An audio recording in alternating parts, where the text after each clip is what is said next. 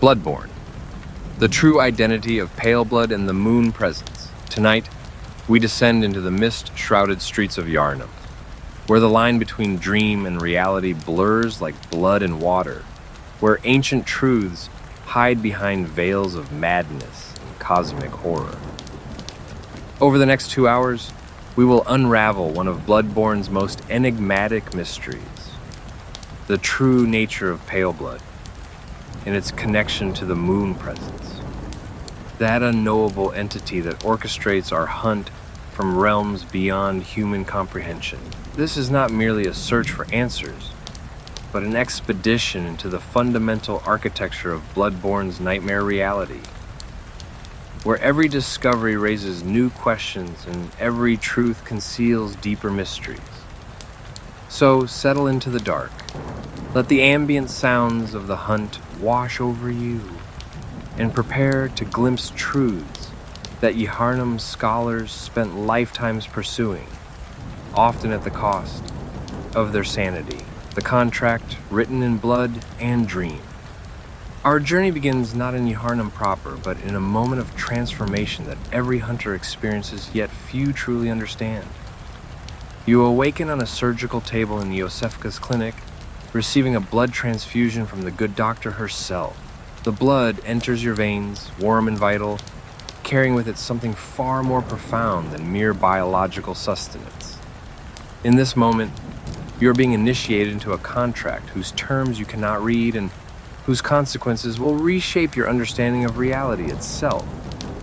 Yosefka speaks words that seem mundane on the surface, instructions about seeking Paleblood to transcend the hunt. But these words carry weight beyond their simple meaning. She tells you that you've come to Yharnam seeking Paleblood, though you possess no memory of this motivation. The statement is declaration rather than question, as if your purpose has been predetermined by forces operating outside your conscious awareness. This linguistic peculiarity reveals something crucial about how Bloodborne's reality functions. Intent and memory are mutable, subject to revision by powers that exist beyond the material plane. The blood transfusion itself serves as the mechanism of your binding. In Yharnam, blood is not merely a biological fluid, but a carrier of consciousness, memory, and spiritual essence. The old blood that flows through the city's inhabitants connects them to ancient beings and primordial truths. When Yosefka introduces foreign blood into your system, she is performing a ritual as much as a medical procedure. You are being inscribed into a system of relationships that predates human civilization, linked through crimson threads to entities whose purposes remain obscure. The immediate consequence of this transfusion manifests as the appearance of a small creature, something the game identifies as a messenger. These diminutive beings emerge from pools of blood-like liquid throughout your journey, serving as intermediaries between the physical world and the nightmare realms. Their presence in the clinic at the moment of your awakening is not coincidental. They are responding to your initiation, acknowledging that you have been marked and recruited into service.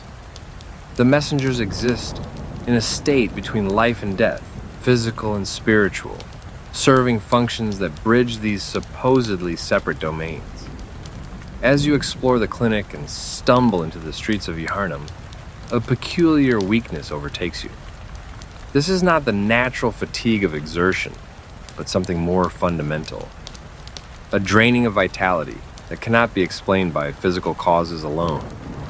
You collapse, vision fading, and in the moment between consciousness and oblivion, you encounter something impossible. A creature emerges from the darkness, burning with an inner fire that seems to originate from dimensions your eyes were not designed to perceive. It approaches with clear intent, and as it touches you, flames spread across your body.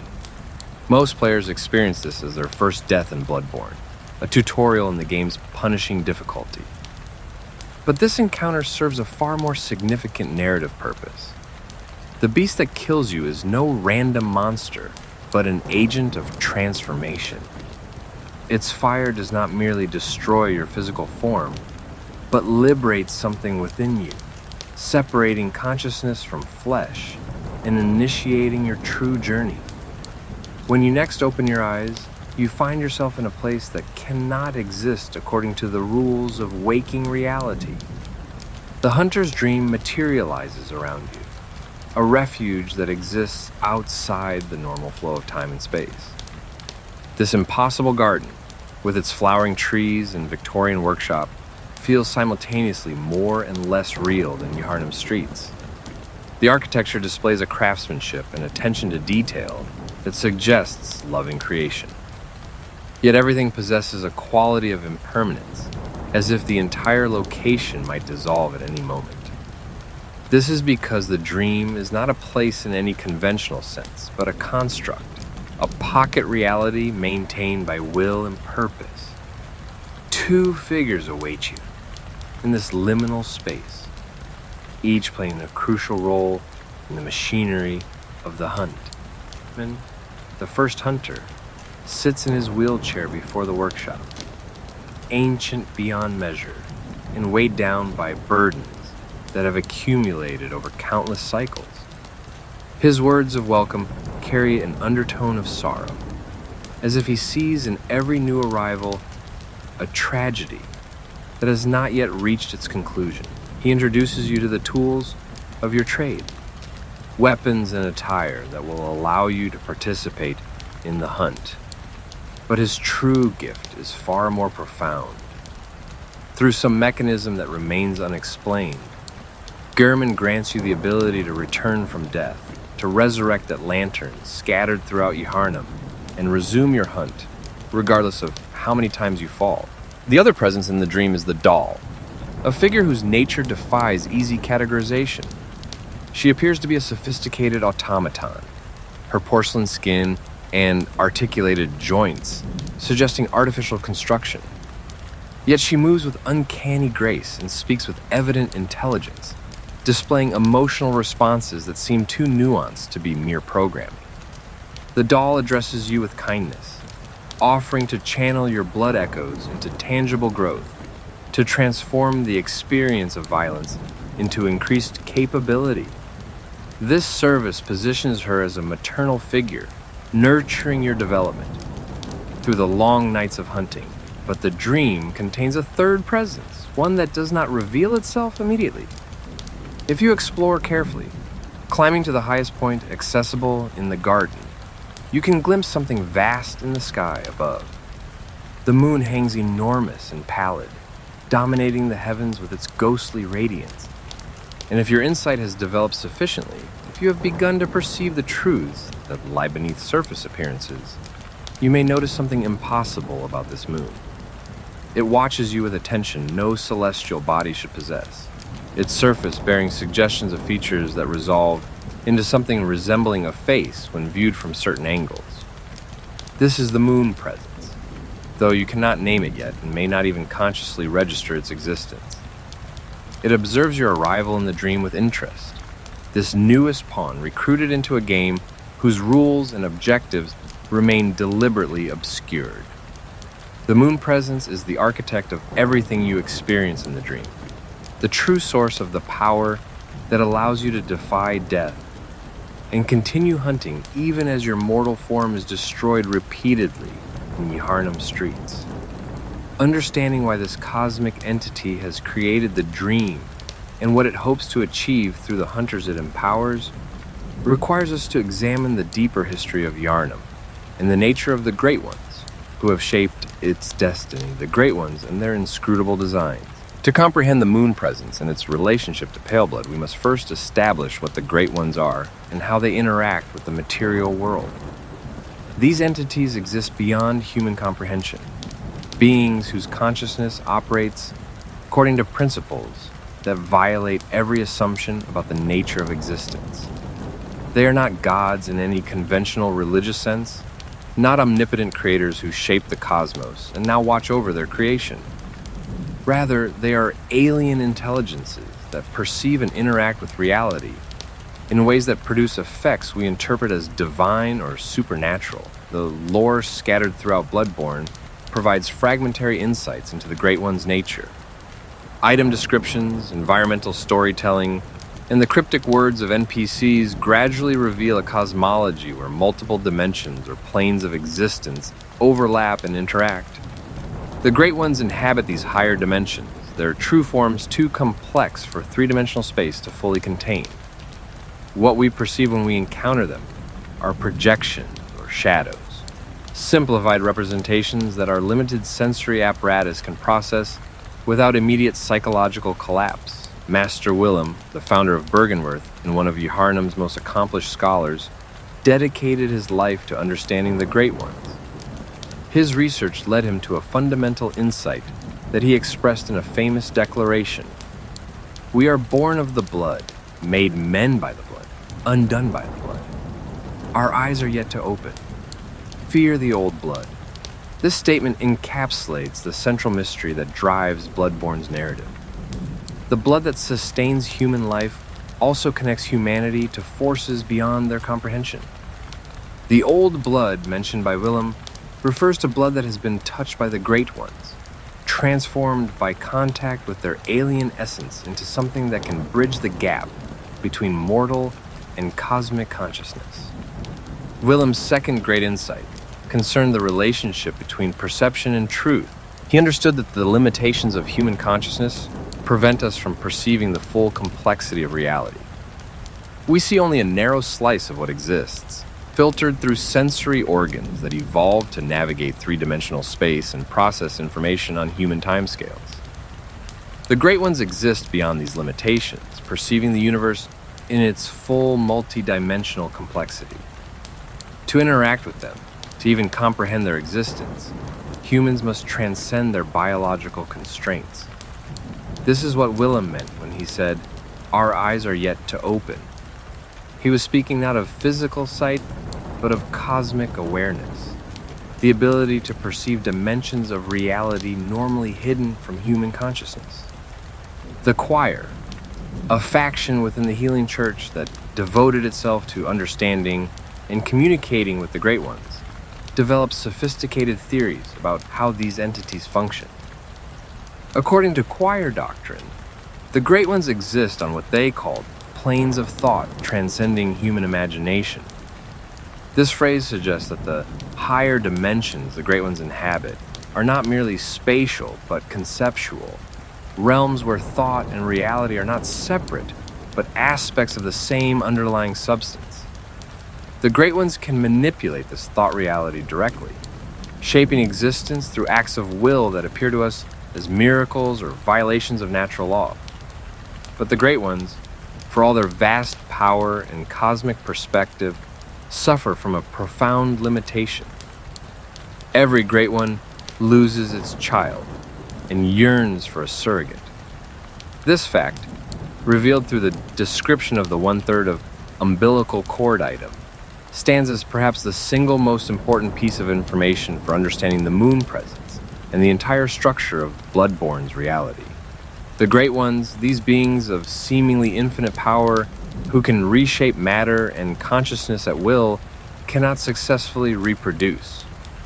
They are sterile in a way that transcends mere biological infertility, unable to create new instances of their own kind through any means at their disposal. The tragedy of the Great One's existence stems from this cosmic infertility. They possess the power to alter reality itself, but cannot overcome the fundamental law that seems to govern existence across all dimensions. The more complex and powerful a consciousness becomes, the more difficult reproduction becomes. The Great Ones have evolved or ascended to such heights of existence that they can no longer participate in the creative process that generates new life. They stand at an evolutionary dead end, unable to move forward and unwilling to regress to states where reproduction might again be possible. This sterility drives the Great Ones to seek surrogate children from among the mortal races. Unable to create offspring of their own kind, they attempt to adopt or transform lesser beings into suitable replacements. The methods they employ vary based on each Great One's nature and capabilities. Some, like Oiden, attempt to impregnate mortal women through mysterious means, creating hybrid offspring that combine mortal and cosmic elements. Others, like Ebrietas, share knowledge and power with human scholars in hopes of elevating them to a state where they might serve as surrogate children. And the moon presence, as we shall see, employs the most sophisticated method of all, creating an entire system designed to identify, test, and ultimately transform suitable candidates into the cosmic child it desperately desires. The relationship between the Great Ones and humanity is therefore fundamentally characterized by need rather than benevolence or malevolence. The Great Ones are described as sympathetic in spirit, a phrase that suggests they possess something analogous to compassion, or at least interest in mortal welfare. But this sympathy remains filtered through their alien consciousness, manifesting in ways that often bring more harm than help to the humans they attempt to assist or adopt. When a Great One bestows a blessing, that gift carries consequences that the recipient may lack the capacity to comprehend until it's too late. The presence of Great Ones in and around Yharnam has shaped the city's history in profound ways. The old blood that Lawrence and his followers discovered in the Pthumerian labyrinths beneath the city was no random substance, but the blood of a Great One, possibly Ibrietis herself. This blood possessed extraordinary properties, capable of healing disease and injury, extending lifespan, and granting enhanced physical capabilities. The Healing Church built its entire power structure around the distribution of this miraculous substance, creating a system where access to blood ministration became the primary measure of social status and political influence. But the old blood carried hidden costs that only revealed themselves gradually. Those who received too much or whose constitutions proved incompatible with its influence began to transform, their bodies warping into bestial forms that reflected the alien nature of the blood's origins. The scourge of beasts that plagued Yharnam was not a disease in any conventional sense, but a side effect of the city's population being infused with genetic material from entities whose biology operates according to fundamentally different principles than human flesh. The Healing Church's response to the beast scourge created the institution of the hunt, organized campaigns to exterminate the transformed before they could spread their condition to others. The hunters, initially led by Gehrman under Ludwig's command, became Yharnam's primary defense against the consequences of the church's own policies. This created a grotesque cycle where the very organization responsible for spreading the old blood also positioned itself as humanity's savior from the beasts that blood created. The church's power derived from both sides of this equation, from being simultaneously the source of blessing and the protection against the curses that blessing produced. Into this already complex situation came the intervention of the moon presence, a great one with its own agenda and its own solution to the problem of cosmic sterility. Unlike other great ones who worked openly or through clearly identified intermediaries, the moon presence operated through layers of indirection and manipulation. It identified Gehrman as a suitable agent and entered into some form of bargain with him, creating the hunter's dream as a training ground and testing facility for potential surrogate children. The exact terms of this agreement remain unclear, but its consequences define the entire experience of playing Bloodborne, the architecture of nightmare. To understand what the moon presence is attempting through the creation and maintenance of the hunter's dream, we must examine the nature of the nightmare realms that exist alongside and interpenetrating with physical reality in Bloodborne's cosmology. These are not merely locations, but states of consciousness made manifest. Places where the boundaries between internal mental experience and external physical environment break down entirely.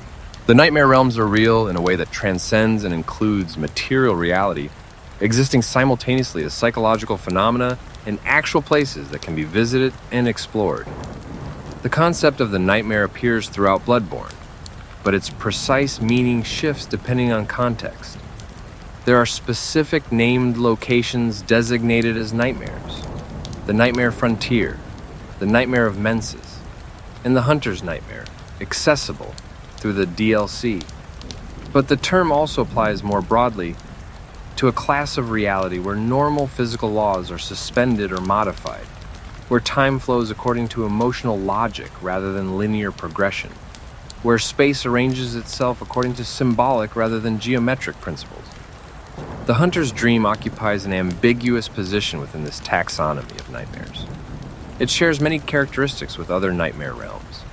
Its existence outside normal time, its impossible architecture, it's populated by beings who seem to exist in a state between life and death. Yet it also differs in crucial ways, most notably in the protection and nurturing it provides to hunters rather than threatening or testing them. The dream functions as a sanctuary, a safe harbor where hunters can rest and prepare between forays into the more hostile realities of Yharnam and the darker nightmares beyond.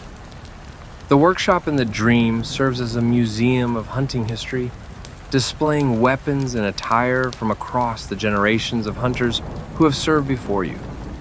These artifacts are not merely decorative, but functional, imbued with the skills and memories of their previous wielders. When you equip Ludwig's holy blade or Don Gehrman's coat, you are not simply using tools, but channeling the essence of legendary hunters who came before. This suggests that the dream has a kind of memory, that it accumulates and preserves information across multiple cycles of hunting. The messengers who serve you in the dream appear in multiple forms and contexts, their presence revealing something important about how nightmare realms function.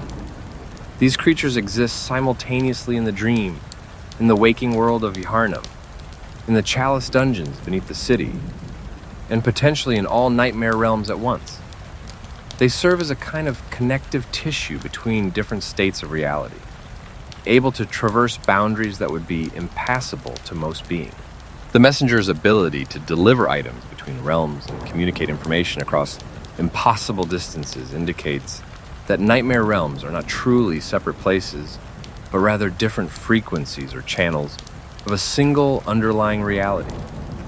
The mechanism by which you transition between the dream and Yharnam reveals further insights into the nature of these realms. You can return to the dream at any time by using consumable items called the Hunter's Mark, Bold Hunter's Mark, or by dying in the waking world. Similarly, you return to Yharnam by interacting with specific gravestones in the dream that correspond to different locations you've visited. These transitions are not journeys through physical space, but shifts in consciousness, alterations in which frequency of reality you're tuned to perceive and interact with. The lamps scattered throughout Yharnam serve as anchor points or resonance nodes that facilitate these transitions. When you light a lamp, you're not simply creating a checkpoint in game mechanical terms, but establishing a sympathetic connection between that location and the hunter's dream. The lamp becomes a beacon that your consciousness can lock onto, a waypoint that allows you to navigate the transition between nightmare and waking reality without becoming lost in the spaces between. The fact that you can light a lamp and immediately sense the connection it establishes with the dream suggests that you possess some innate ability to perceive the structure of these overlapping realities, a form of sight beyond normal human capacity. The doll's role in the dream takes on new significance when viewed through the lens of nightmare architecture. She channels blood echoes, the crystallized experience you accumulate through combat and exploration, transforming them into increases in your capabilities. This process reveals that experience itself is a form of matter or energy in nightmare realms, something that can be collected, stored, and redistributed. The blood echoes you gather when defeating enemies are not metaphorical, but literal fragments of consciousness, pieces of identity and memory that can be harvested and repurposed. The doll performs this transmutation through physical contact, taking the blood echoes from you through a gesture that resembles prayer or benediction. Her ability to manipulate this fundamental currency of nightmare reality suggests she is far more than a simple automaton.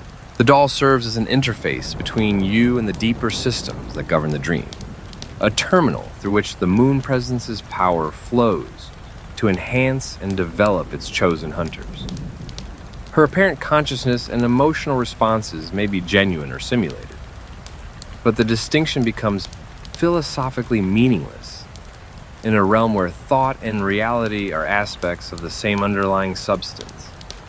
Gehrman's presence in the dream raises profound questions about the nature of binding and service within nightmare realms. He is described as the first hunter, the original recipient of the moon presence's patronage, and the creator of the workshop where hunters craft and maintain their weapons. But his current state is one of profound imprisonment.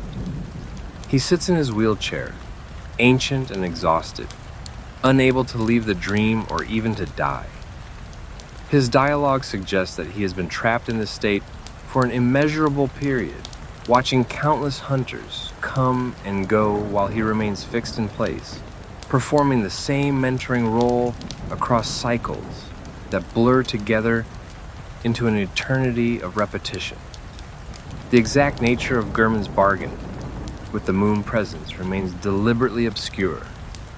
Did he volunteer for this role, understanding the consequences of becoming the dream's caretaker?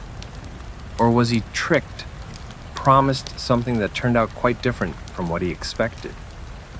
His occasional cryptic statements suggest regret and longing for escape, moments where the mask of the wise mentor slips to reveal the desperate prisoner beneath. When he sleeps in his chair, he speaks words of grief and loss, mentioning names like Maria, and crying out against the weight of his burden. The relationship between Gehrman and the doll adds another layer of complexity to the dream's architecture. The doll is explicitly based on Lady Maria, one of Gehrman's students, and perhaps something more to him personally. After Maria's death or departure, Gehrman created the doll as a memorial or replacement, a simulacrum that could provide some comfort in his isolation. But the doll only animates after you arrive in the dream, suggesting that the moon presence activates her specifically to serve hunters, transforming Gehrman's personal creation into another tool for the system's purposes. The moon presence itself rarely manifests directly in the dream, preferring to work through proxies and indirect influence. But its presence permeates every aspect of the space, from the impossible size and pallor of the moon overhead to the subtle ways that the dream anticipates and responds to your needs. When you defeat a boss in Yaharnam, the corresponding gravestone in the dream automatically updates to allow you to return to that location. When you discover new items or techniques, the mechanisms for accessing them appear in the workshop without any visible agent installing them. The dream exhibits a kind of responsiveness that indicates constant observation and active management by an intelligence invested in your progress. The nightmare realms beyond the dream follow different rules and serve different purposes. The nightmare frontier, reached through specific portals in the waking world, presents a poisoned wasteland ruled by Amygdala, a great one whose form resembles a grotesque fusion of arachnid, human, and completely alien anatomies. This nightmare seems designed as a testing ground, a place where the boundaries of the possible are pushed in different directions than in Yaharnam proper. Gravity works strangely here, with heights that should be fatal merely damaging you. The poison swamp that dominates the landscape doesn't behave like any natural substance, ignoring containment and spreading according to emotional or symbolic logic. The nightmare of Mensis, accessed after defeating Ram and ascending to Yahargul, represents perhaps the darkest and most hostile nightmare realm accessible in the main game. This nightmare was created through the ritual work of Mikolash and his school of Mensis scholars, who sought direct communion with the Great One, known as Murgo. Their ritual succeeded in a sense, making contact with the infant Great One, but the consequences were catastrophic. The nightmare of Mensis manifests as a realm of madness and confusion, where the very air carries a frenzy that builds toward insanity and death. The presence of Murgo's cries echoing through the nightmare suggests that the infant Great One is trapped or imprisoned here, unable to properly manifest or communicate except through its distress. The hunter's nightmare, revealed in the Old Hunters DLC, presents a unique variation on nightmare architecture. This realm serves as both punishment and memorial, a place where hunters who became too violent or cruel are trapped in an eternal cycle of hunting and being hunted. The architecture mirrors Yharnam and the Healing Church's facilities, but everything is twisted, degraded, soaked in blood, and populated by corrupted versions of familiar enemies. The Hunter's Nightmare reveals that nightmare realms can be created as prisons or hells, places designed to contain and torment specific individuals or groups who have violated some cosmic law or drawn the ire of powers capable of reality manipulation. Across all these nightmares, certain consistent features emerge that help us understand their nature. Time functions differently, with past, present, and future existing simultaneously or in non-linear relationships. Space arranges itself according to symbolic connections rather than geographic continuity. Death is not permanent, but rather a state change, moving consciousness between different modes of existence. And most crucially, consciousness itself becomes a tangible force, capable of shaping the environment and creating or destroying matter through acts of will and belief. The Moon Presence's creation of the Hunter's Dream represents a masterwork of nightmare architecture, a realm carefully designed to serve multiple functions simultaneously. It is a sanctuary providing rest and recovery. It is a workshop supplying tools and services. It is a training ground teaching combat techniques and strategic thinking. It is a testing facility evaluating each hunter's capabilities and worthiness.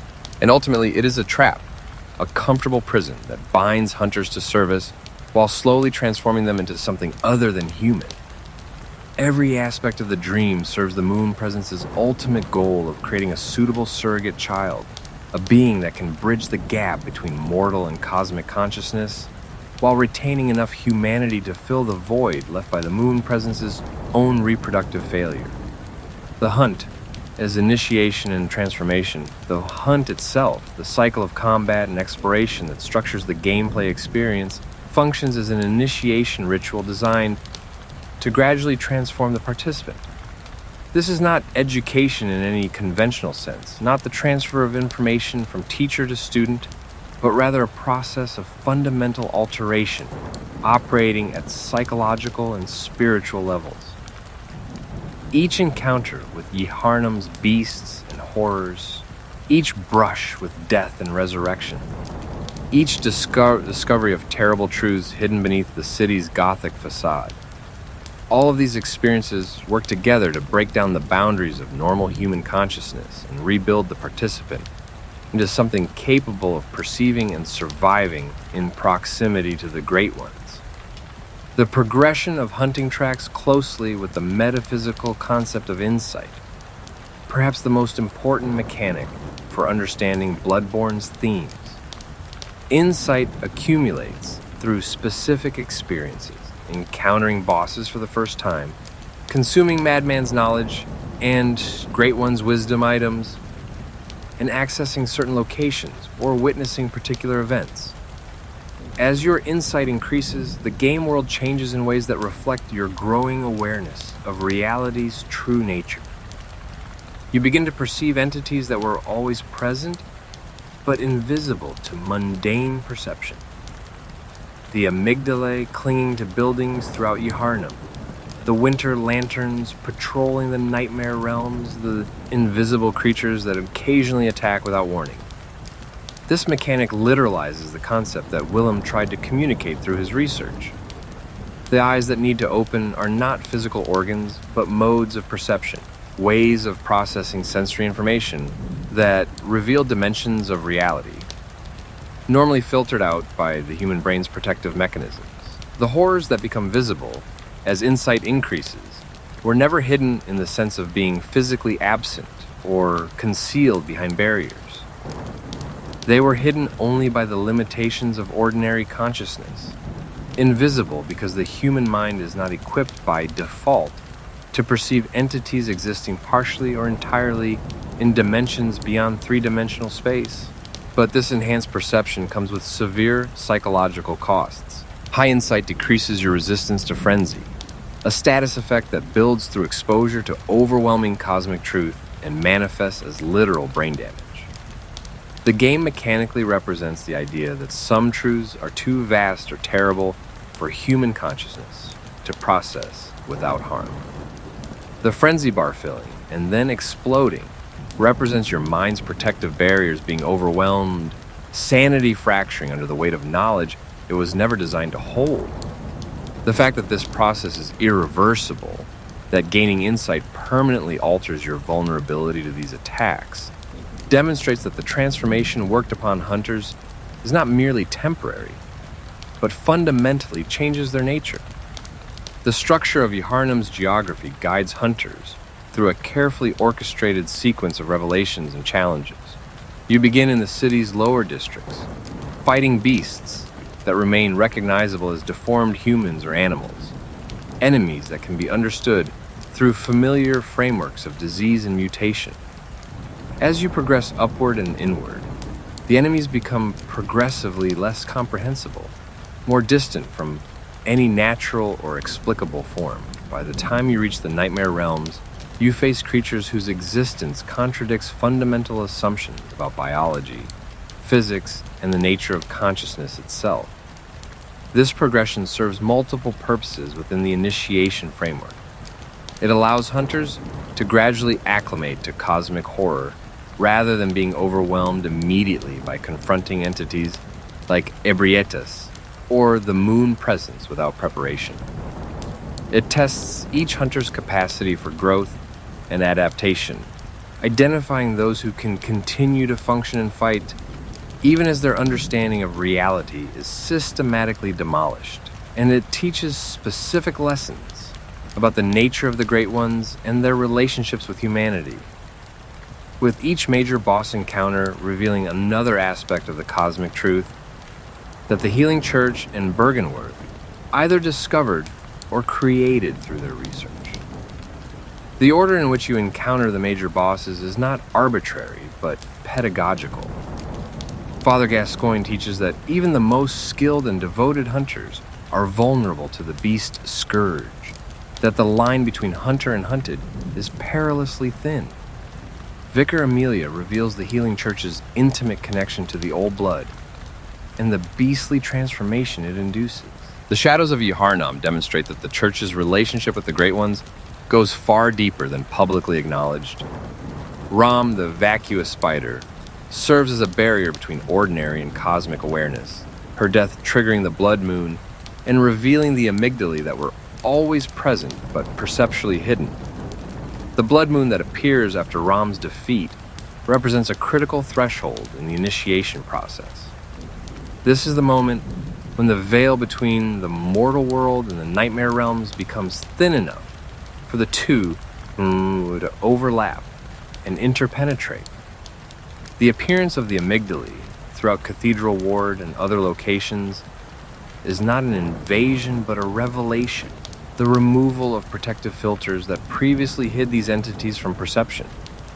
The pregnant women like Ariana and the imposter Iosefka giving birth to infant Great Ones during the blood moon demonstrates that this threshold state allows for interactions and transformations impossible under normal conditions. The confrontation with Mikolash in the Nightmare of Mensis reveals what happens when scholars seek shortcuts to cosmic awareness without the gradual conditioning that the hunt provides. Mikolash and his followers attempted to force contact with Murgo through ritual magic, using the Mensis cage to restrain their individual wills and open themselves completely to the infant Great One's influence. The result was catastrophic, the stillbirth of their brains, their consciousnesses trapped in a nightmare of their own creation, while their physical bodies sat withered and useless in the hidden ritual chamber beneath Yahargul. Mikolash's fragmented dialogue during his boss fight demonstrates the shattering effect that unmediated cosmic contact produces, his thoughts jumping erratically between moments of apparent insight and complete nonsense. Murgo itself represents one of the central mysteries that drives the hunter's quest. This infant Great One, child of Queen Yharnam and some cosmic entity, exists in a state of perpetual distress, its cries echoing through the nightmare of Mensis and occasionally manifesting in the physical world as well. Murgo is described in item descriptions as formless, lacking any physical body, existing as pure consciousness without material anchor. This formlessness may explain why Murgo cannot properly manifest or communicate except through crying, lacking the physical mechanisms necessary for more sophisticated interaction with the material world.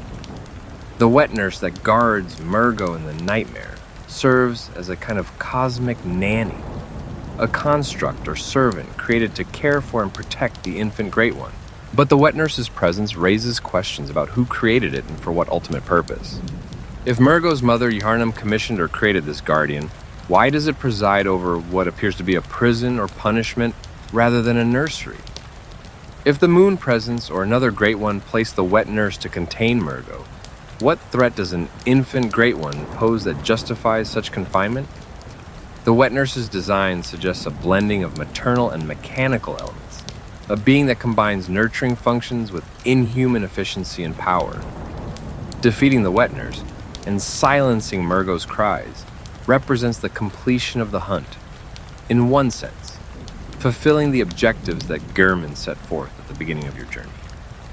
But this completion is simultaneously a test, the final examination determining whether you have accumulated sufficient insight and transformed sufficiently to be worthy of the moon presence's true attention. The game's multiple endings branch based on your actions and awareness at this crucial juncture, with your choice or forced outcome revealing whether you have truly understood the nature of Paleblood and the moon presence's ultimate design. The doll's evolving responses to you throughout this journey provide another dimension to understanding the hunt as initiation. Her dialogue changes subtly as you progress, becoming more personal and less formal, suggesting she develops some form of genuine connection, or at least recognizes the significant transformation you're undergoing. She remarks on the scent of blood and dreams clinging to you, comments that hint at her ability to perceive aspects of your nature that remain invisible to ordinary observation. When you consume the 1/3 of umbilical cord items, she notes that you smell different, that something fundamental about your essence has changed. This suggests the doll serves not just as a service provider, but as an observer, monitoring your progress through the initiation on behalf of the moon presence. The optional areas and bosses scattered throughout the game provide advanced lessons for hunters who seek deeper understanding. The Chalice dungeons beneath Yharnam reveal the Pthumerian civilization that predated the city, a culture that had its own relationships with the Great Ones long before the Healing Church began its experiments with the Old Blood. Exploring these depths teaches that the cosmic forces at work in Yharnam are not recent phenomena, but patterns that repeat across vast spans of time. The Pthumerians were engaged in their own forms of blood manipulation and Great One worship, suggesting that the cycles of contact, transformation, and catastrophe are fundamental aspects of how these entities interact with mortal civilizations.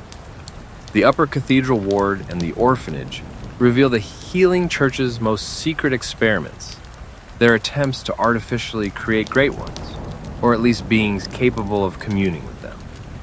The patients transformed into celestial emissaries represent failures of this process, beings granted something like cosmic awareness, but lacking the intellectual capacity to process or meaningfully use what they perceive. They shamble through the halls, emitting incomprehensible sounds, living demonstrations of what happens when cosmic elevation is attempted without adequate preparation or understanding. Ebrietas, daughter of the cosmos, found abandoned in the deepest chambers of the Upper Cathedral Ward, represents a unique case in the taxonomy of Great Ones.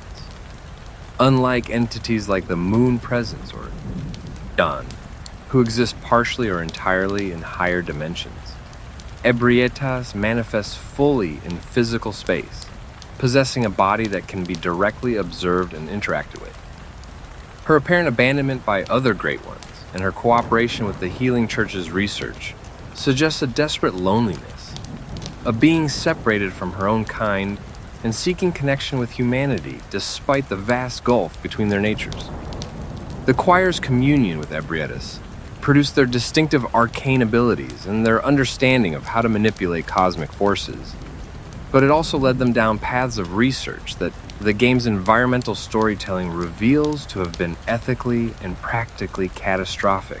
Paleblood revealed. We return now to the mystery that initiated our investigation, the concept of Paleblood and its connection to the moon presence. The word Paleblood appears only a handful of times in the entire game, yet it serves as the stated objective of your quest from the very first conversation with Iosefka. Understanding what Paleblood actually refers to requires synthesizing information from multiple sources and recognizing that the term may carry different meanings in different contexts, operating as both a concrete substance and a metaphor for something more abstract. The most literal interpretation of Paleblood references its color. Pale blood, blood that has lost the deep red of healthy vitality, or blood that was never red to begin with. This immediately connects to the moon presence, whose pale coloration and association with the moon suggests that its blood, if such a being possesses blood in any conventional sense, would be pale rather than red.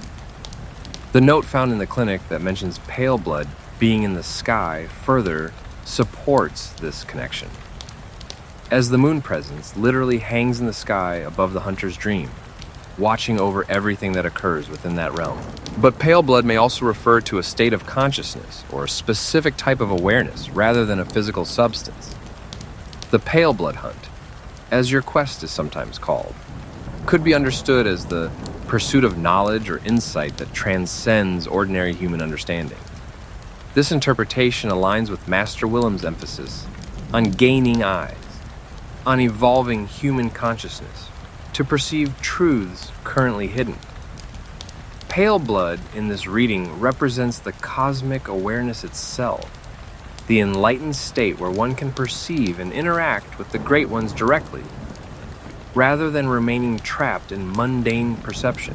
A third interpretation, suggested by careful analysis of item descriptions and environmental clues, proposes that pale blood refers specifically to the blood of the moon presence, or blood that has been touched by the moon presence's influence.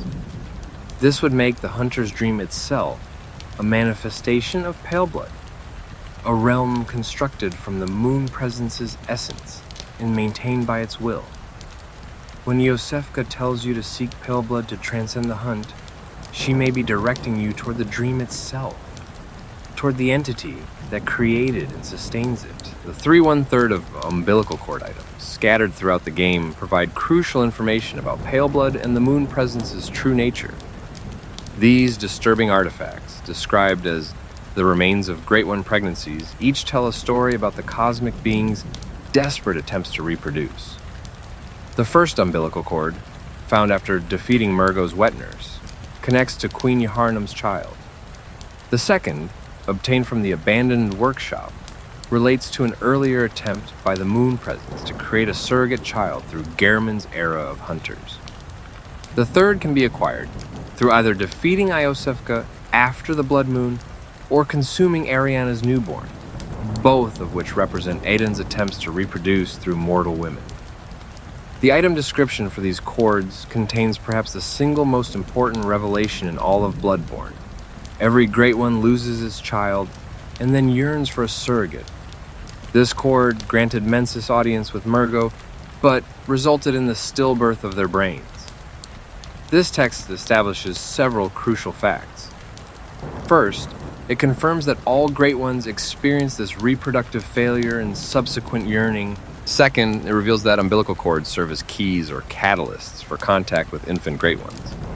Third, it demonstrates that such contact carries severe risks for unprepared mortals, with the Mensis scholar's fate serving as a dire warning. But the description continues with even more significant information.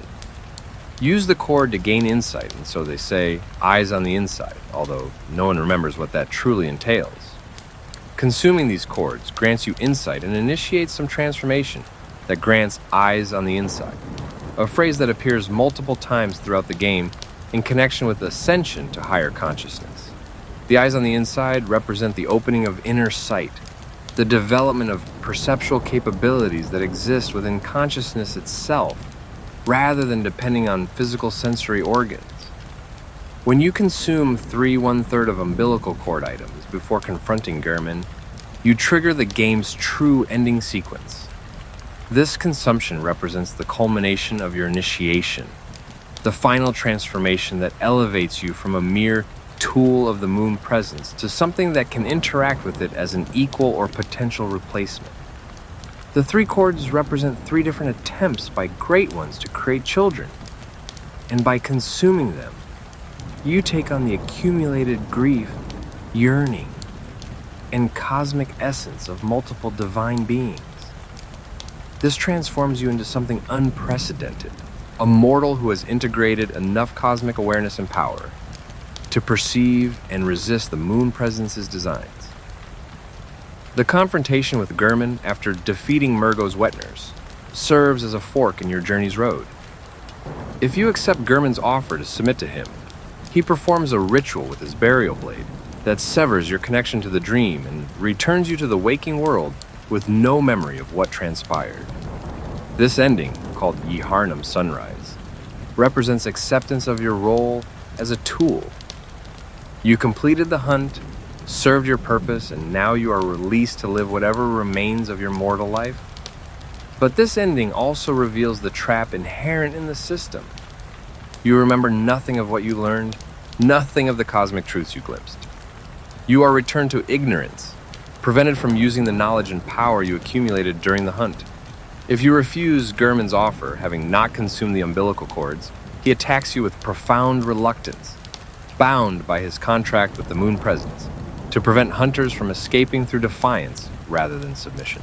Defeating him in combat allows you to take his place, becoming the new caretaker of the dream. But this victory is hollow. You simply replace Gurman as prisoner and guide, taking on his burden of eternal imprisonment while he finally achieves the release he has sought for so long. The moon presence descends from the sky and embraces you, binding you to service, just as Gurman was bound, perpetuating the cycle indefinitely, with only the names of the principles changing. But if you have consumed 3 umbilical cords, the confrontation with the moon presence plays out entirely differently. After defeating Gurman, when the moon presence descends to bind you to service, its embrace fails to take hold. You resist its power, remaining free and aware rather than succumbing to the binding ritual. The moon presence, confronted with a being it cannot simply dominate, attacks directly, manifesting fully in the hunter's dream to eliminate this unexpected threat to its system. The boss fight against the moon presence stands as one of Bloodborne's most significant encounters, not just mechanically, but narratively and thematically. This is the entity that has orchestrated everything you've experienced since awakening on Iosefka's table. The dream, the hunt, the cycle of death and resurrection, all of it has been the moon presence's design. A complex machine for identifying and cultivating potential surrogate children. Now you face the architect of this system, challenging the cosmic being that sought to use you as raw material for its reproductive needs. The moon presence's physical form, when it manifests for combat, reveals much about its nature. Its pale, emaciated body suggests hunger and deprivation.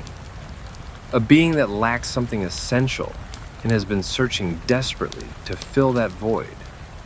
Its numerous thin limbs and vaguely humanoid shape create an impression of something that mimics human form without truly understanding it. An alien intelligence's attempt to create something recognizable from a template it cannot fully comprehend.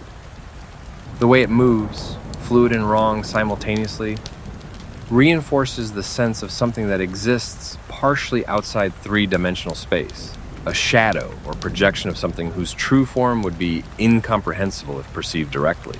The moon presence's attacks during the boss fight include a particularly revealing ability. It can force your health down to 1 point, bringing you to the brink of death without actually killing you. This demonstrates both its power over you, the ease with which it could destroy you if simple elimination was its goal, and its restraint, the fact that it doesn't want you dead but rather subdued and controlled.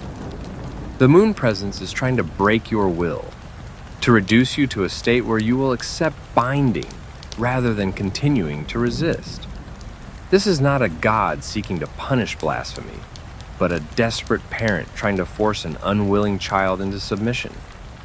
Defeating the moon presence triggers the game's final ending, titled Childhood's Beginning. As the moon presence expires, something extraordinary occurs. You undergo a transformation, your body regressing to an infantile form while retaining your consciousness and accumulated power. The doll finds you in this newborn state, cradling you gently and speaking words of comfort and welcome. You have become what the moon presence sought, an infant great one, a being that combines mortal consciousness with cosmic power, filling the void of lost children that drives the great ones to such desperate measures. But the profound ambiguity of this ending has sparked endless debate among Bloodborne scholars and players. Is this transformation a victory? The ultimate transcendence that Willem and the other seekers of cosmic truth pursued? Or is it a tragedy, the loss of everything that made you human in exchange for power you may not have wanted? The doll's gentle care suggests the former, that you have achieved something remarkable and worthy of celebration. But the fact that you exist now as an infant, helpless and dependent, suggests you may have simply become a different kind of prisoner, trapped in a form that cannot act on the knowledge and capabilities you possess. The title, Childhood's Beginning, carries multiple meanings that deepen this ambiguity.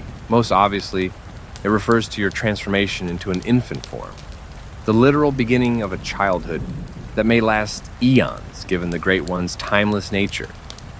But it might also suggest that this represents the beginning of a new approach to childhood for the Great Ones, a successful solution to their reproductive crisis that could be replicated. If you can be transformed from mortal to infant Great One, perhaps others can as well, creating a new generation of cosmic beings born from humanity's trials rather than from conventional reproduction. Alternatively, the title might be ironic or dark, suggesting that you remain a child in a more troubling sense. Dependent, powerless, controlled by forces beyond your comprehension despite all you've learned and achieved. The childhood that begins might not be a period of growth and development, but an eternal state of arrested development, forever young but never truly mature or autonomous. The moon presence failed to bind you through its embrace, but perhaps it succeeded in trapping you through transformation, achieving through metamorphosis what it could not accomplish through simple domination, Udon, and the formless presence. To fully understand the moon presence and Paleblood, we must examine another great one whose influence permeates Bloodborne, despite never manifesting visibly. Udon, the formless. This entity's unique nature and methods of interaction with the mortal world provide crucial context for understanding how Great Ones operate and what they seek to accomplish through their interventions in human affairs. Oidon is described explicitly as formless, existing purely as voice and influence without any physical manifestation.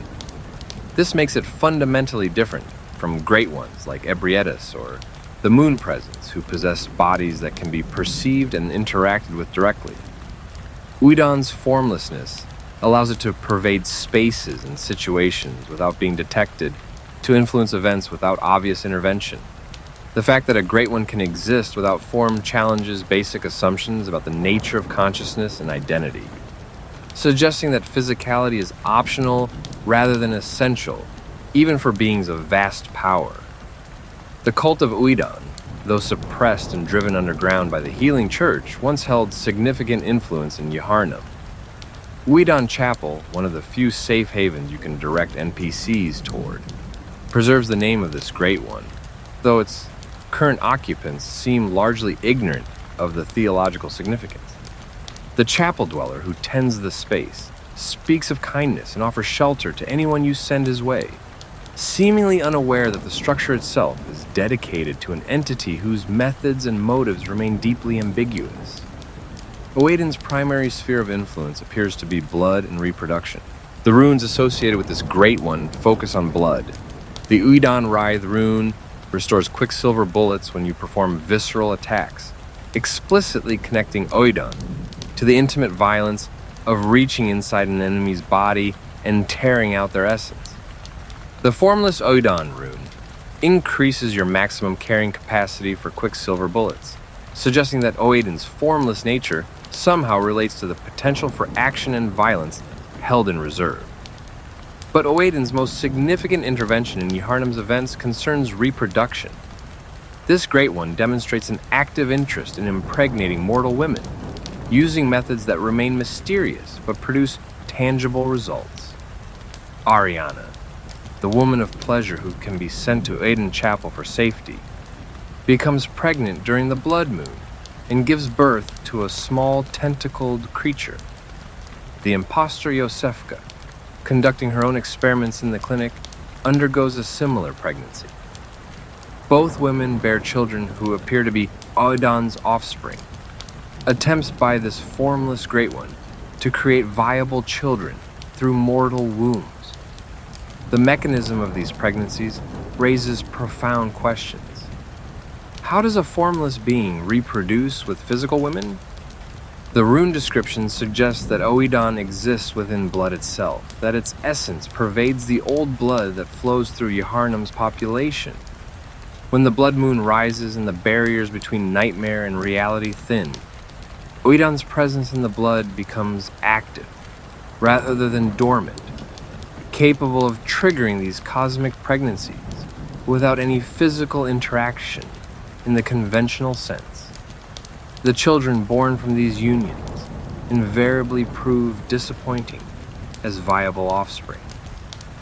Ariana's child is small, frail, dying quickly if you consume it, or surviving only as a helpless creature dependent on its mother for sustenance. Iosefka's child similarly lacks the robustness and independence one might expect from a genuine great one. These failures suggest that even Whedon's unique method of reproduction, using mortal women as surrogates rather than attempting to create offspring directly, cannot overcome the fundamental infertility that plagues all great ones. Yet Uidan persists in these attempts, demonstrating the depth of the yearning for children that drives the great ones to such desperate measures. The fact that this entity continues trying despite repeated failure shows either admirable persistence or tragic futility, depending on perspective. Uidan's formlessness might seem like an advantage in this context, allowing it to work through vessels and intermediaries in ways that more physical great ones cannot. But the results suggest that formlessness might actually be a handicap, that creating viable offspring requires some form of physical presence and direct interaction that Uidan cannot provide. The relationship between Uidan and the moon presence remains unclear, but potentially significant. Both are great ones seeking surrogate children, but their methods differ dramatically. Where Uidan works through direct biological reproduction, attempting to create hybrid offspring through mortal mothers, the moon presence takes a more sophisticated approach, cultivating existing mortals through the extended initiation of the hunt. These differing strategies suggest different philosophies about what constitutes a suitable surrogate child and what methods might successfully produce one. It's possible that the Great Ones operate according to some division of labor or specialization, each attempting to solve the reproduction problem through their particular capabilities and approaches. Oedon's formlessness suits it for working through blood and biological processes. The moon presence's connection to dreams and nightmares allows it to shape consciousness and identity. Ebrietas's physical manifestation enables direct teaching and knowledge transfer. Each Great One plays to its strengths, hoping that some approach will finally break through the cosmic law that prevents them from successfully reproducing. Alternatively, the Great Ones might be in competition, each seeking to be the first to achieve viable reproduction and willing to interfere with others' attempts if opportunity arises. This would cast the events of Bloodborne as part of a cosmic contest playing out across millennia, with human cities and civilizations serving as laboratories, where different Great Ones test their reproductive strategies. The rise and fall of Thumaru, Loran, and now Yharnam might represent successive iterations of this experiment, each culture destroyed, when it becomes too corrupted by cosmic influence to serve its purpose any longer. The connection between Oedon and Queen Yharnam, the ghostly figure who appears throughout your journey, adds another layer to this cosmic reproduction puzzle. Queen Yharnam was clearly pregnant, her spectral form showing an obvious belly and her infant's cries echoing through the nightmare realms. Mergo, the child she bore, is described as Oedon's offspring in some item descriptions, suggesting that this formless Great One successfully impregnated the Pthumerian queen in the distant past. But the result of this union, while more impressive than Ariana's or Iosefka's children, still represents a failure. Mergo exists as formless consciousness without material anchor, unable to manifest or communicate except through cries of distress. The child is trapped in the nightmare of menses, protected or imprisoned by the wet nurse, separated from its mother who searches endlessly through nightmare and reality for her lost offspring. This suggests that even when Oedon succeeds in creating a child that survives, that child remains trapped in an unsatisfactory state, neither fully alive nor properly dead, unable to develop or function as a true Great One should. Queen Yharnam's endless mourning and searching provides a mortal mirror to the Great One's cosmic yearning. She has lost her child and seeks a surrogate or reunion with the original. Her ghostly appearances marking locations significant to Mergo's story or to the broader history of reproduction and loss that defines both mortals and Great Ones in Bloodborne's cosmology. When you finally silence Mergo's cries, defeating the wet nurse and completing that thread of the quest, Queen Yharnam appears one last time, bowing in what might be gratitude or resignation, acknowledging that her child's suffering has ended even if reunion remains impossible. The parallel between Queen Yharnam's loss and the Great One's universal childlessness suggests that this tragedy operates across all scales of existence, affecting mortal queens and cosmic entities alike. The only difference is that mortals can sometimes successfully reproduce, their losses coming from death or separation rather than fundamental biological impossibility. The Great Ones exist in a state of permanent reproductive failure, able to see and even touch the possibility of children, but never able to fully achieve it. This universal tragedy of lost children provides the emotional core of Bloodborne's narrative, the human connection that makes cosmic horror personally affecting rather than merely intellectually disturbing. Every parent who has lost a child, every person who has yearned for connections they cannot have, every instance of longing for something that remains forever out of reach.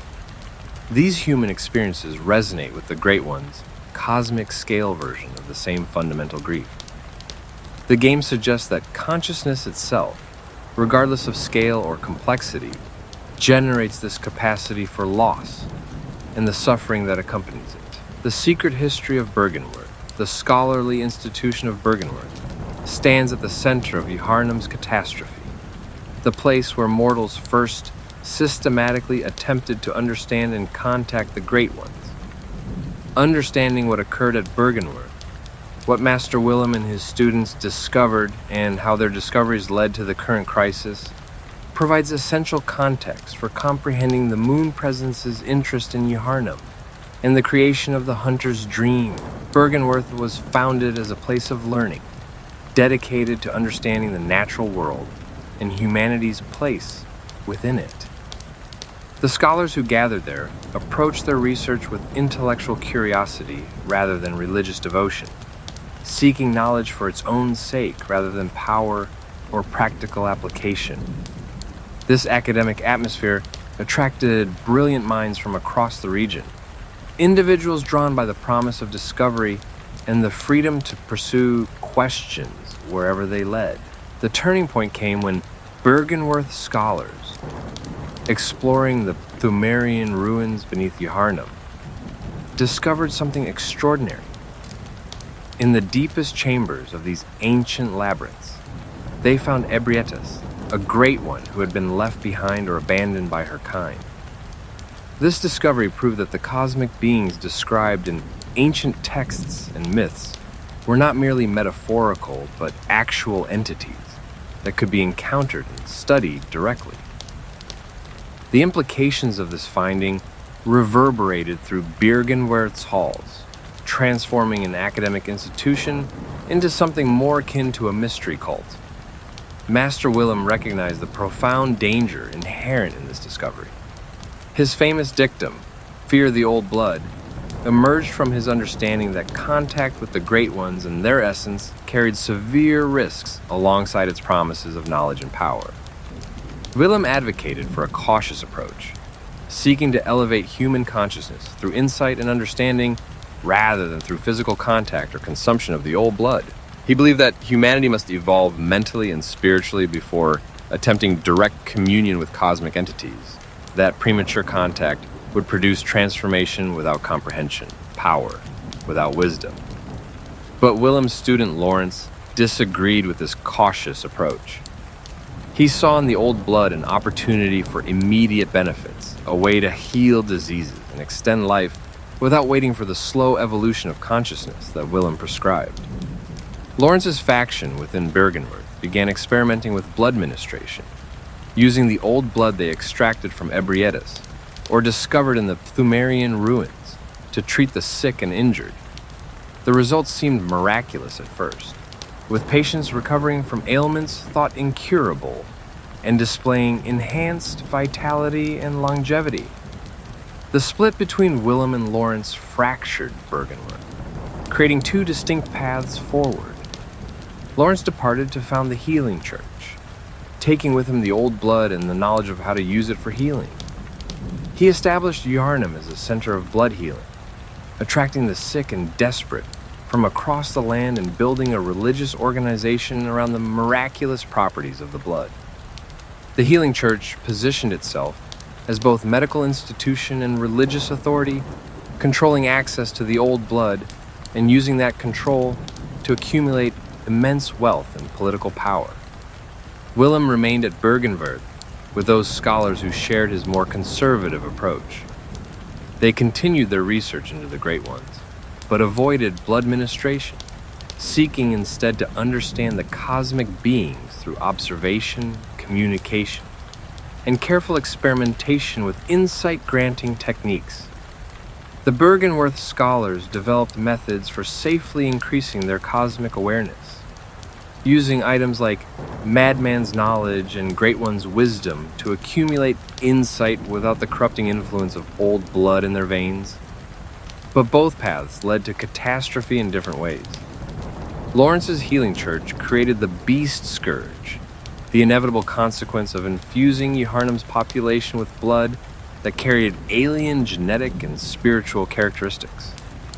The Church's solution of organizing hunts to exterminate the transformed only created new problems, establishing a cycle of violence that gradually consumed the city.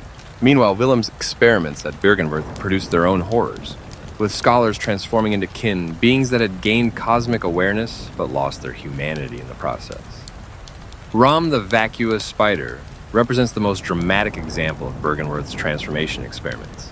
Once a scholar named Rom, this being was granted eyes by the Great One Kos, or possibly by Willem himself, using techniques derived from contact with Ebrietas.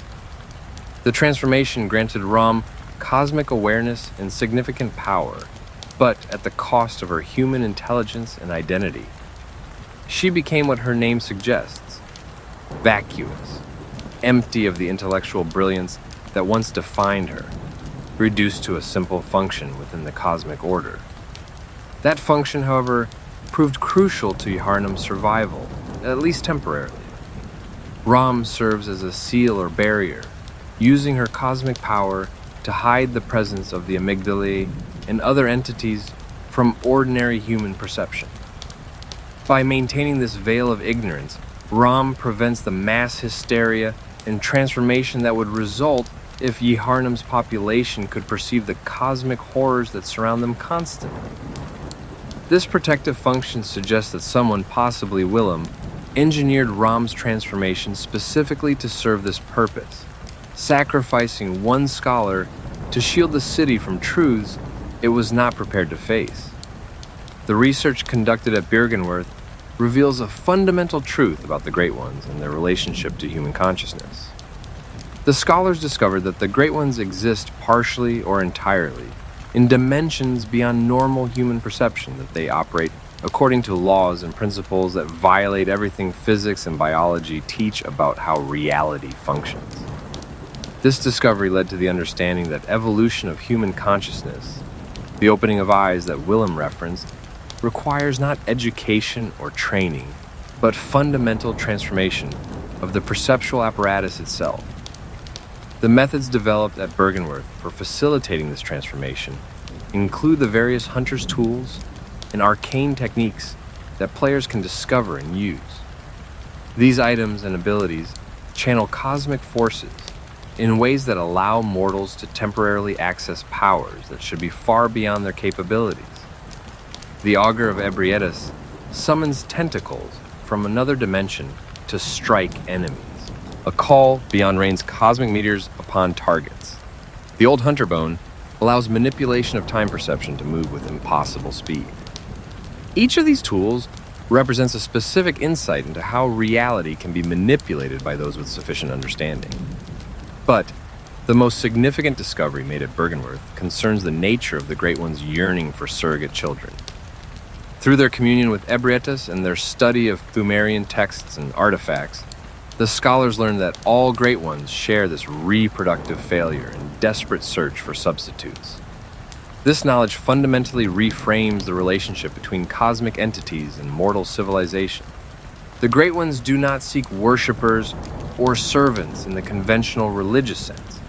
They seek something far more intimate and complicated: family, connection, the fulfillment of parental instincts that their cosmic nature prevents them from satisfying through conventional reproduction. This discovery led to profound philosophical and theological debates within Byrgenwerth. If the Great Ones need humanity more than humanity needs the Great Ones, what does that imply about the nature of divinity and worship? If these cosmic beings are driven by emotions and needs analogous to human parental yearning, are they truly gods, or merely very powerful entities struggling with the same fundamental life problems that affect all conscious beings? The answers to these questions threaten the entire framework of religious authority that institutions like the Healing Church depend upon. Master Willem's current state, when you finally encounter him at Byrgenwerth overlooking the lake where Rom resides, reveals the ultimate consequence of his path. He sits motionless in his rocking chair, ancient beyond measure. His body withered, but his mind expanded to cosmic scale. Willem has achieved the evolution of consciousness he advocated, gaining eyes on the inside and the ability to perceive realities hidden from ordinary humans. But this achievement has left him isolated and apparently trapped, unable to communicate or interact meaningfully with the physical world, locked in contemplation of truths so vast that they dwarf all material concerns. The trembling note you find near Willem provides his final warning, written when he still possessed the capacity for written communication. The spider hides all manner of rituals, and keeps our lost master from us. A terrible shame. It makes my head shudder uncontrollably. This suggests that Ram's function as seal and barrier extends beyond hiding cosmic horrors from the general population. She also isolates Bergenworth and Willem specifically from some entity or force referred to as our lost master. Whether this master is Ebrietas, the moon presence, or some other cosmic entity remains ambiguous. But the note reveals that Ram's transformation serves multiple purposes in maintaining the delicate balance between mortal and cosmic realms, the night of the blood moon. The blood moon that rises after Ram's death represents perhaps the most critical event in Bloodborne's narrative. The moment when the careful containment systems fail and the full scope of cosmic horror becomes visible to those with eyes to see. Understanding what the blood moon represents and what its appearance triggers provides essential insight into the moon presence's designs and the true nature of Paleblood. The blood moon is not a natural astronomical phenomenon, but a sign, a manifestation of cosmic attention being directed toward Yharnam. When Ram dies and the barrier she maintained collapses, the protective ignorance that shielded the city's population evaporates. The amygdalae that were always clinging to buildings throughout Cathedral Ward suddenly become visible, their grotesque forms appearing seemingly from nowhere, but actually revealed by the removal of perceptual filtering. The lesser amygdalae, scattered throughout other locations, similarly emerge into visibility, transforming Yharnam from a city afflicted by beast plague into a landscape of cosmic nightmare. The symbolism of blood redness coloring the moon carries multiple resonances. Blood represents life, but also violence, vitality, but also corruption. The moon governs tides, cycles, hidden influences operating at a distance. A blood-colored moon therefore suggests the meeting point of these concepts. Life influenced by hidden cosmic forces. Vitality corrupted by alien attention. Cycles of violence governed by entities beyond human comprehension. The blood moon reveals that reality in Yharnam has always been this way. That the cosmic horrors were never absent, but simply hidden behind veils of comfortable ignorance. The immediate consequences of the blood moon's appearance demonstrate how fragile the boundary between sanity and madness becomes when cosmic truth is forcibly revealed. NPCs you've met and assisted throughout your journey respond in various ways to this revelation. Some descend into madness immediately, unable to process what they're now perceiving. Others retreat into denial, insisting that what they're seeing cannot be real. A few, those with stronger constitutions or prior exposure to cosmic awareness, manage to maintain functionality despite the horror surrounding them. Ariana's pregnancy, triggered by the blood moon's appearance, exemplifies the direct physical consequences of this cosmic exposure.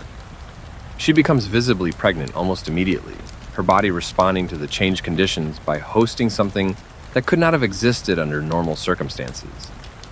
The speed of this pregnancy defies biological possibility, suggesting that time itself functions differently under the blood moon's influence, or that the pregnancy operates according to cosmic rather than mortal biological rules.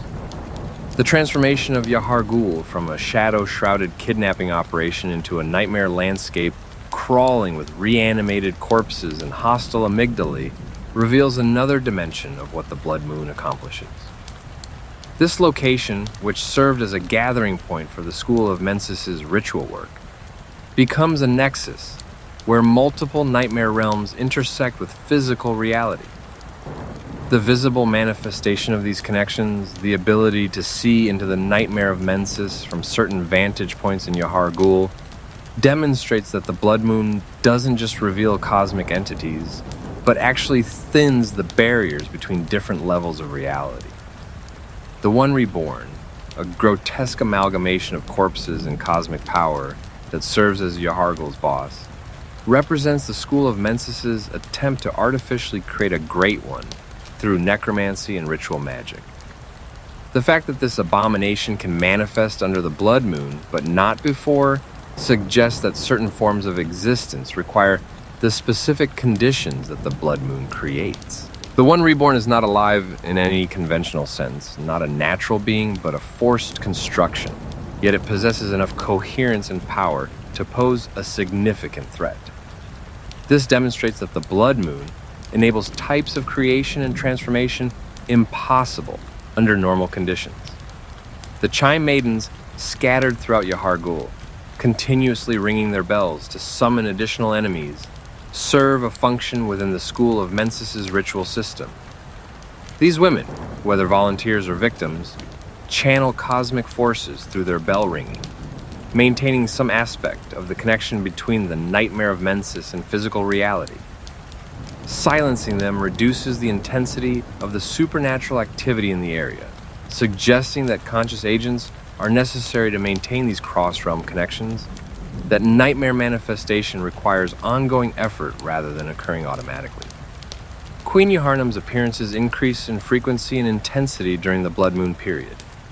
This spectral figure, previously glimpsed only briefly in specific locations, becomes more present and active. Her search for her lost child Murgo intensifying as the barriers between realms thin. Her appearances often precede significant encounters or revelations, marking thresholds in your journey toward confronting Murgo and understanding the full scope of the cosmic tragedy that plays out across mortal and nightmare realms alike. The Healing Church's response to the blood moon, as revealed through environmental storytelling and NPC dialogue, shows an institution in complete collapse. The Church's leadership has either fled, transformed, or descended into madness. The hunters who once served the Church now operate without clear direction, some continuing their work out of habit or conviction, while others succumb to the beast scourge themselves. The entire structure of authority and knowledge that governed Yahar'nam disintegrates under the blood moon's revealing light, leaving only chaos and individual struggles for survival. The significance of the blood moon for the moon presence specifically relates to its function as a signal or threshold. The moon presence has been watching and waiting throughout your entire journey, observing your progress through Gehrman's eyes and the dream's mechanisms. The blood moon marks the point where you have advanced far enough in your initiation, accumulated sufficient insight and power to become a viable candidate for the moon presence's ultimate purpose. Everything that follows, from the confrontation with Mikolash, through the defeat of Murgo's wet nurse, to the final encounters with Gehrman, and potentially the moon presence itself, occurs under the blood moon's influence, in a state where the boundaries between dream and reality have become maximally permeable. The note found in the lecture hall, which mentions that when the red moon hangs low, the line between man and beast is blurred, and when the great ones descend, a womb will be blessed with child, provides a crucial piece of information about the blood moon's function. This is not merely a time when cosmic horrors become visible, but a period when the great ones actively descend, when they make their most direct interventions in mortal affairs. The blessing of wombs with children refers to the cosmic pregnancies that occur during this time, the attempts by entities like Odon to reproduce through mortal vessels. But the blood moon also represents an opportunity for mortals to ascend, to bridge the gap from material to cosmic existence under conditions that make such transcendence possible. The consumption of umbilical cords grants eyes on the inside specifically because the blood moon creates an environment where such transformation can take hold. Under normal conditions, consuming these artifacts might simply kill you or drive you mad. But under the blood moon, with the barriers between realms already weakened, the transformation can occur in a controlled manner that preserves your consciousness while elevating your perceptual and ontological status. The relationship between the blood moon and pale blood becomes clearest when we consider the moon's color and what it illuminates. The pale moon that normally hangs in the sky above the hunter's dream transforms into a blood moon in the waking world, suggesting that these are different perceptions of the same cosmic phenomenon. Pale blood might refer to the moon presence's essence as it normally exists, while the blood moon represents that same essence activated, energized, making its most direct contact with the material realm. The hunt for pale blood is therefore a hunt for the conditions under which you can encounter and potentially overcome the moon presence itself, conditions that only manifest during this critical threshold period, the doll's secret nature. Throughout your journey through the hunter's dream, the doll serves as your primary companion and the mechanism through which you grow stronger. Her gentle demeanor and apparently servile function might lead one to dismiss her as merely a game mechanic, a friendly NPC who levels you up. But closer examination of the doll's dialogue, origins, and behavior reveals a figure far more complex and potentially more powerful than she initially appears. The doll is explicitly based on Lady Maria, one of Gehrman's students and apparently someone he cared for deeply. After Maria's death or departure, Gehrman created the doll as a memorial or replacement, a simulacrum that could provide some comfort in his isolation.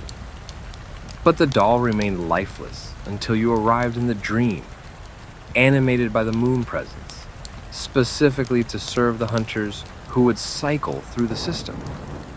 This raises immediate questions. If the moon presence can grant life or consciousness to an inanimate object, what does that imply about the nature of consciousness itself? And if the doll was created by Gehrman, but animated by the moon presence, whose interests does she actually serve?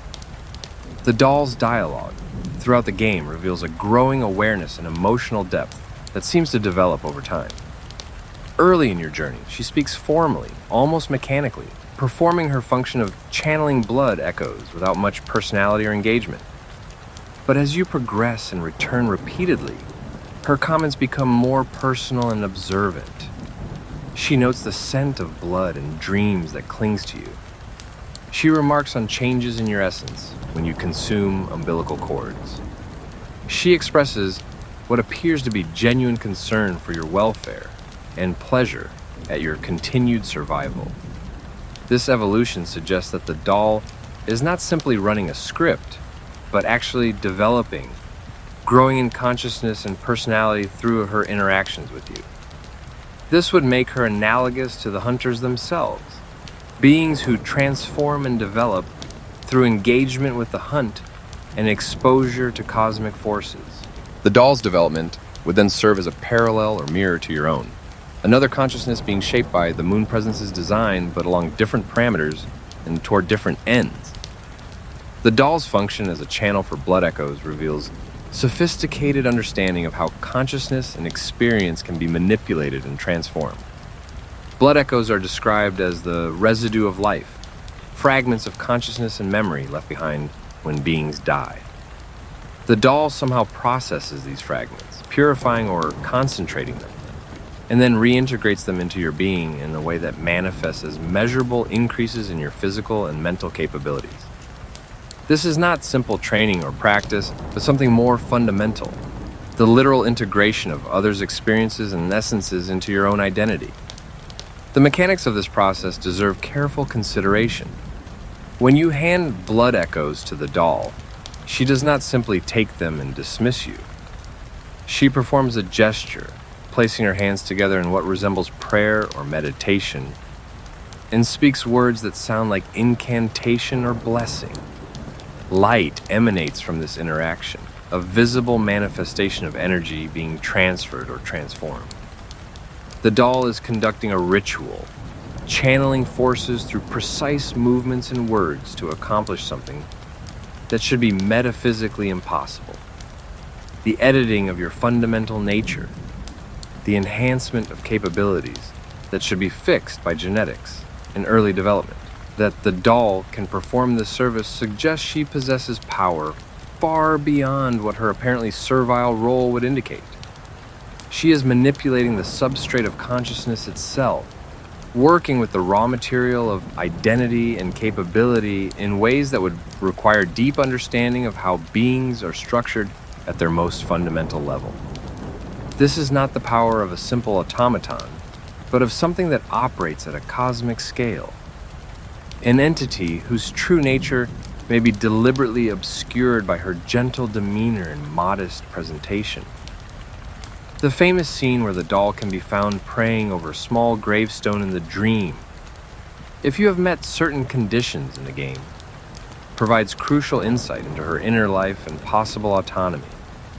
She prays for you, asking some unnamed power to watch over and protect you in your dangerous work. This prayer demonstrates that the doll possesses a spiritual or religious dimension, that she recognizes powers beyond herself and seeks their intercession on your behalf. It also reveals genuine care, emotion that seems to exceed what would be necessary for merely functional service. But the identity of the power she prays to remains significant and ambiguous. Is she praying to the moon presence, asking her animator and the architect of the dream to protect its chosen hunter? Or is she praying to some other entity, perhaps whatever force existed in the world before the moon presence established its dominance? The fact that she prays at all suggests a certain independence of thought and will, a capacity to recognize that the system she operates within might be inadequate to protect what she values. The doll's relationship with Gehrman provides another window into her nature and purpose. She clearly cares for the old hunter, tending to him during his rest and expressing concern about his suffering. But she is also separate from him, not simply an extension of his will or consciousness, despite being his creation. When Gehrman speaks in his sleep, lamenting his fate and calling out to Maria, the doll does not respond or attempt to comfort him. She maintains a respectful distance, suggesting she understands that she is not actually Maria, that she can neither replace nor truly console the object of his love and grief. This understanding of her own limitations and derivative nature indicates sophisticated self-awareness. The doll knows she is artificial, created rather than born, designed to resemble someone else rather than possessing her own original identity. Yet she functions as if she has genuine consciousness, experiencing something analogous to emotions, and developing what appears to be authentic concern for others. This raises profound philosophical questions about the nature of consciousness and identity in Bloodborne's universe. If an artificial being can develop genuine consciousness, what distinguishes it from a natural being? If the doll can care and think and grow, is she any less real than you? The doll's awareness of your transformation when you consume umbilical cords proves she can perceive changes at a metaphysical level. She comments that you smell different, that something fundamental about your essence has altered. This perceptual capability suggests she operates partially in the same cosmic dimensions that the Great Ones inhabit, that her consciousness extends beyond the merely material into realms where identity and essence can be directly observed, rather than inferred from behavior and appearance. In the game's true ending, after you defeat the moon presence and undergo transformation into an infant Great One, the doll's reaction provides the final piece of evidence about her nature. She finds you in your newborn state, cradling you gently and speaking words of welcome and care. She does not react with horror or confusion at your transformation, but with maternal tenderness, as if this outcome was expected or at least comprehensible within her understanding of how the world functions. The doll's words in this scene are particularly revealing. "Oh, good hunter, I thought you'd never come. Dear little one," she addresses you as if you are arriving rather than transforming, as if this infantile state is a destination you've been traveling toward all along. The use of little one suggests she understands that you have become something young and new, that your cosmic powers coupled with the vulnerability and dependence of infancy. Her role shifts from servant to mother, from one who assists an adult hunter to one who nurtures a newborn cosmic being. This suggests that the doll's purpose within the moon presence's system extends beyond simply leveling up hunters during their mortal career. She serves as the maternal presence that will care for the surrogate child if the moon presence's plan succeeds. Gehrman provides the paternal instruction and testing, teaching hunters the skills they need while evaluating their worthiness. The doll provides the maternal nurturing and care, channeling their growth while developing the emotional connection that will allow her to serve as mother to whatever emerges from the transformation process. This interpretation casts the entire hunter's dream in a new light. It is not merely a training facility, but a complete family system, an artificial household designed to replicate the conditions necessary for raising children. Gehrman serves as father, strict and demanding, but ultimately protective. The doll serves as mother, gentle and nurturing, while facilitating growth. The workshop provides the tools and environment for development. And the hunters themselves serve as potential children, beings who might eventually mature into the cosmic offspring that the moon presence desperately desires. The tragedy is that this artificial family can never be entirely real or satisfying for anyone involved. Gehrman is imprisoned rather than voluntarily serving as father. The doll is animated by external force rather than possessing independent existence. The hunters are tools and raw material rather than genuinely adopted children, at least until they successfully complete the transformation, and the moon presence itself remains distant and aloof, orchestrating everything from its position in the sky rather than participating directly in the family structure it has created. The doll's apparent happiness, or at least contentment with her role, suggests either genuine satisfaction with serving and caring for others, or a consciousness that has been designed to find fulfillment in exactly those activities that serve the moon presence's purposes. Whether she has any desires or goals beyond nurturing hunters remains unclear. She never expresses frustration or longing for anything different than what she has. She never questions the system or seeks to escape the dream. This could indicate that she is perfectly content with her existence, or that her consciousness has been carefully constrained to prevent the development of thoughts or desires that might conflict with her designated function. The relationship between the doll and Lady Maria, explored more fully in the Old Hunters DLC, adds additional complexity to understanding the doll's nature. Maria herself was a skilled hunter who eventually became disillusioned with the violence and experimentation she had participated in. She discarded her weapons and apparently took her own life, overwhelmed by guilt and horror at what the Healing Church's research had produced. The doll resembles Maria, but seems to lack her capacity for disillusionment or despair, always maintaining her gentle demeanor regardless of the horrors unfolding around her. This could mean that Gehrman deliberately created the doll without the capacity for the moral anguish that destroyed Maria, producing a being who could witness horror without being destroyed by it.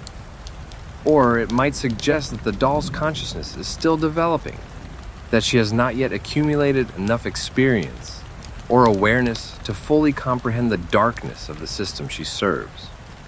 If the latter, then the doll might eventually undergo her own crisis of conscience, recognizing the manipulation and exploitation inherent in the moon presence's design and potentially choosing to act against it.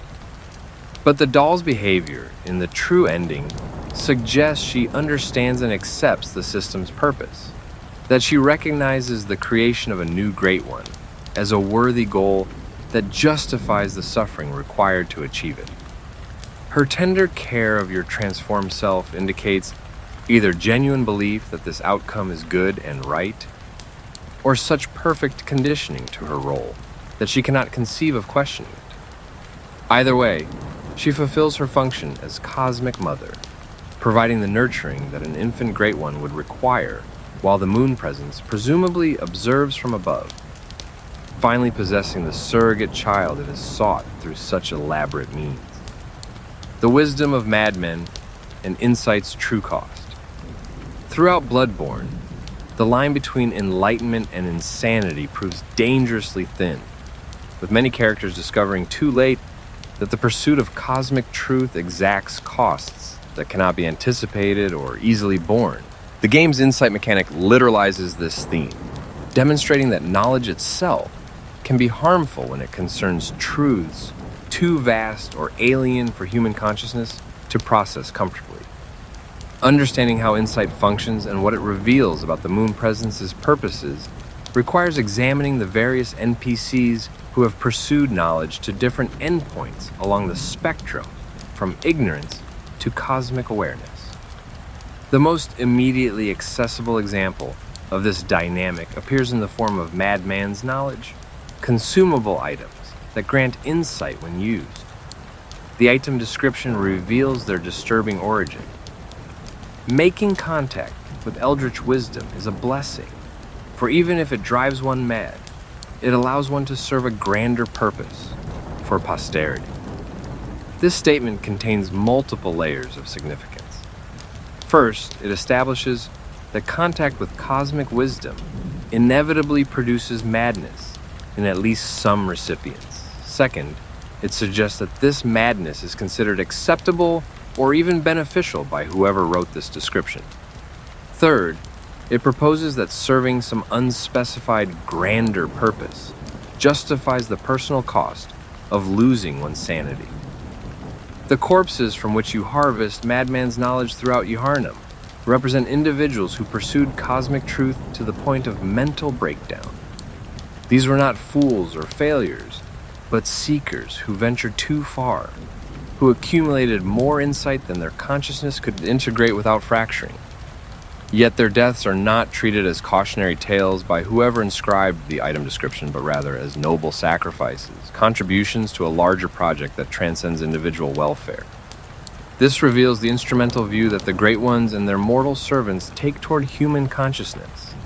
It is a resource to be exploited, a material that can be processed and used regardless of the suffering this causes to the individuals involved. The Great One's wisdom items, which grant even more insight than madman's knowledge, represent direct fragments of cosmic consciousness.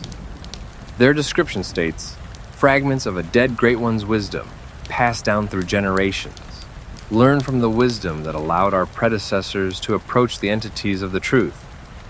This indicates that the insight you gain is not abstract knowledge, but actual fragments of how a Great One perceived and understood reality, pieces of an alien consciousness that you integrate into your own. The fact that these fragments come from a dead Great One suggests that even these cosmic beings can perish, and that their consciousness somehow persists after death in forms that can be recovered and distributed. The effect of accumulating insight extends beyond simply revealing previously invisible entities.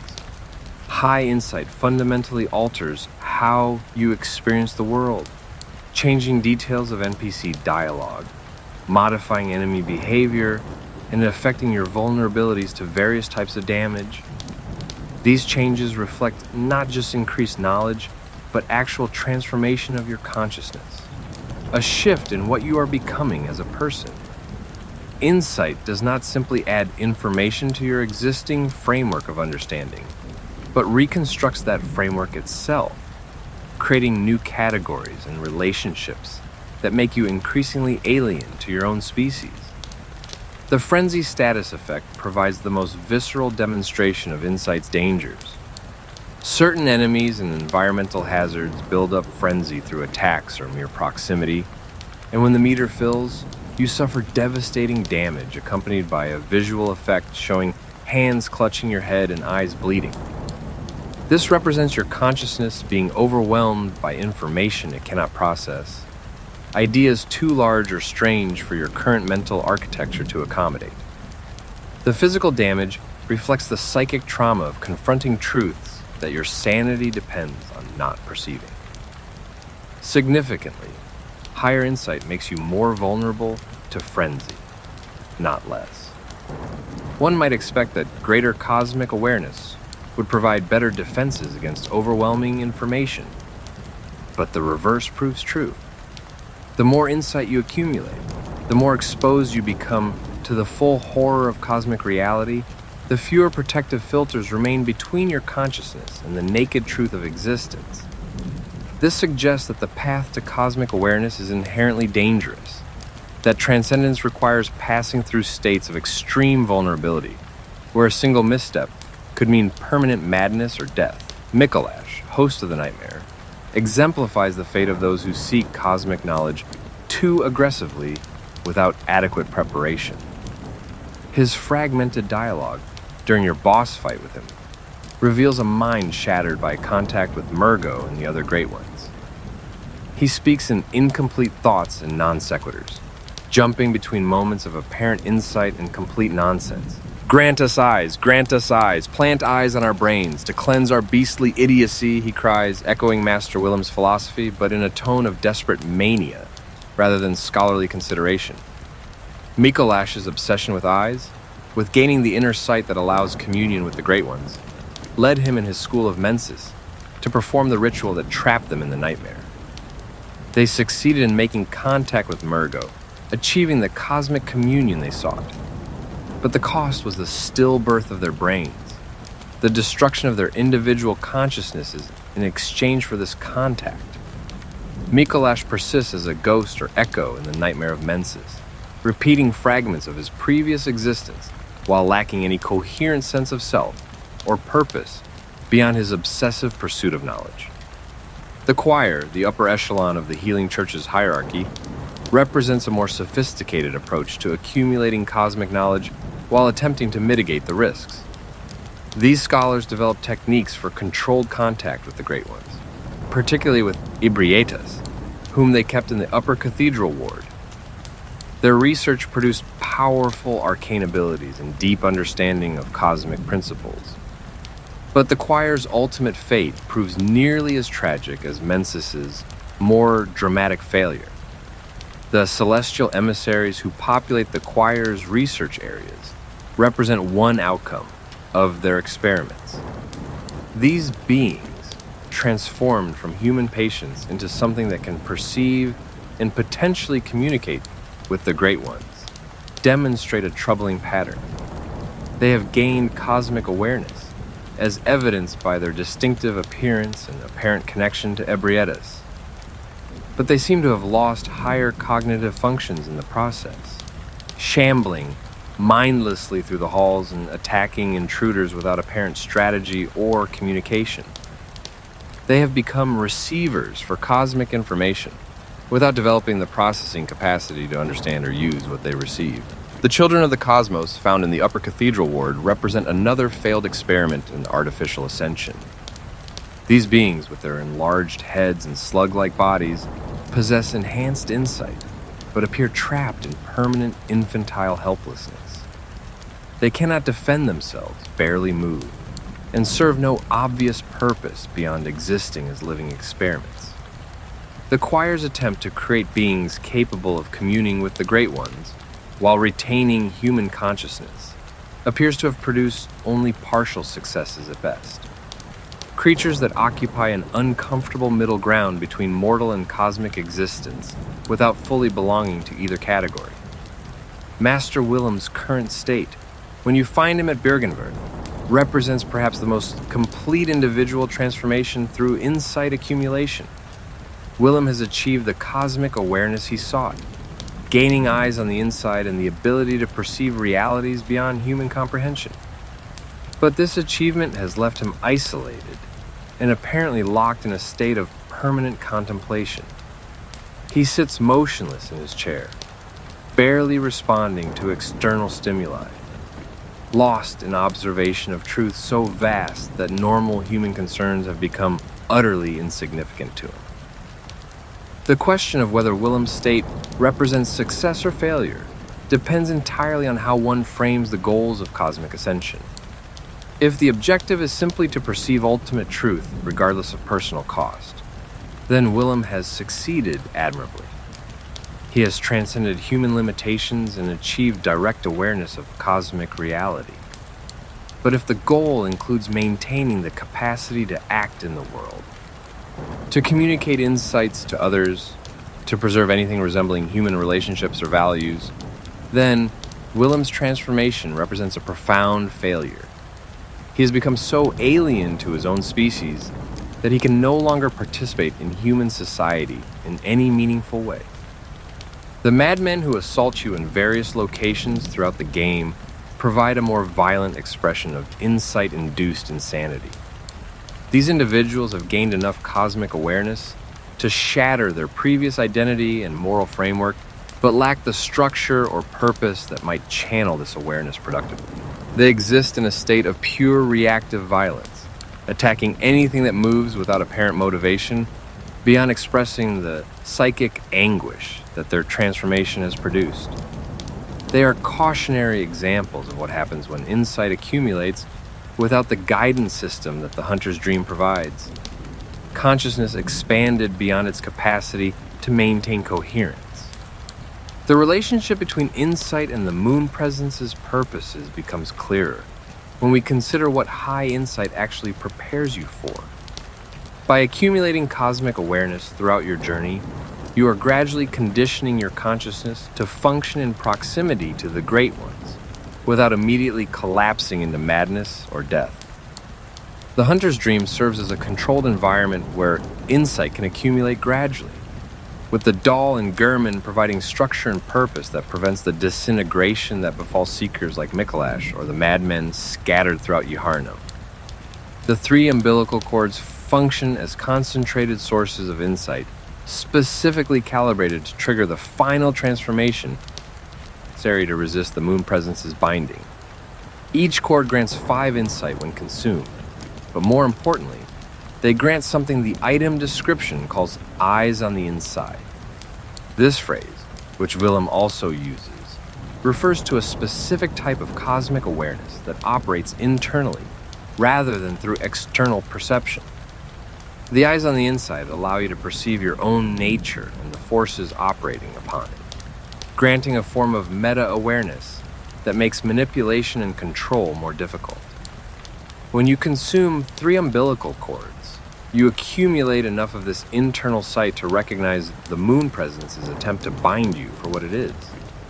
Without this awareness, the moon presence's embrace appears to be a blessing or reward, the culmination of your journey and the granting of honored status within the dream. But with eyes on the inside, you can perceive the binding mechanism hidden within this embrace, the chains disguised as welcome that would trap you in Gurman's role for eternity. Your resistance is only possible because your consciousness has been transformed to a state where you can perceive and oppose forces that would normally be invisible and irresistible. This reveals the fundamental paradox at the heart of the moon presence's system. To create a surrogate child worthy of its purpose, the moon presence must guide candidates through a process of accumulating cosmic awareness and insight. But this same awareness and insight, if developed sufficiently, gives candidates the capacity to recognize and resist the moon presence's designs. The system contains the seeds of its own subversion, a vulnerability that emerges directly from the requirements for success. The moon presence cannot simply steal or force a mortal into the surrogate child role.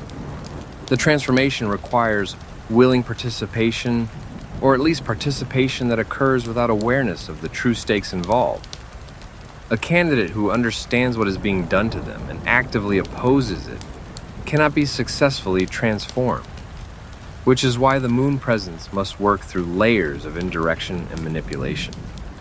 Gurman offers release through death, a choice that appears merciful, but actually serves to eliminate candidates who refuse to continue serving.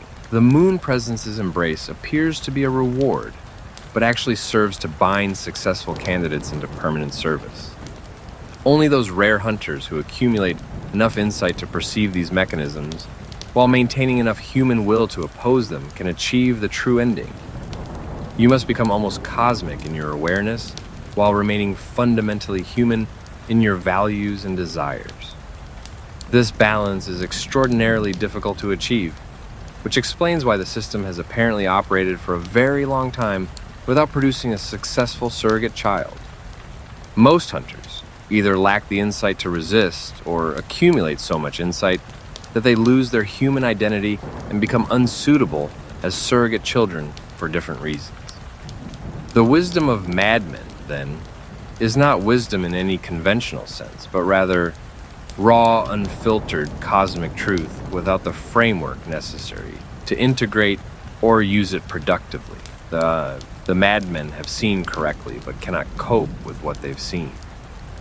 They understand the universe's true nature, but this understanding provides no comfort or guidance, only horror, and the disintegration of everything they previously believed about existence. True wisdom would require combining their insight with frameworks that allow continued functioning and meaningful choice.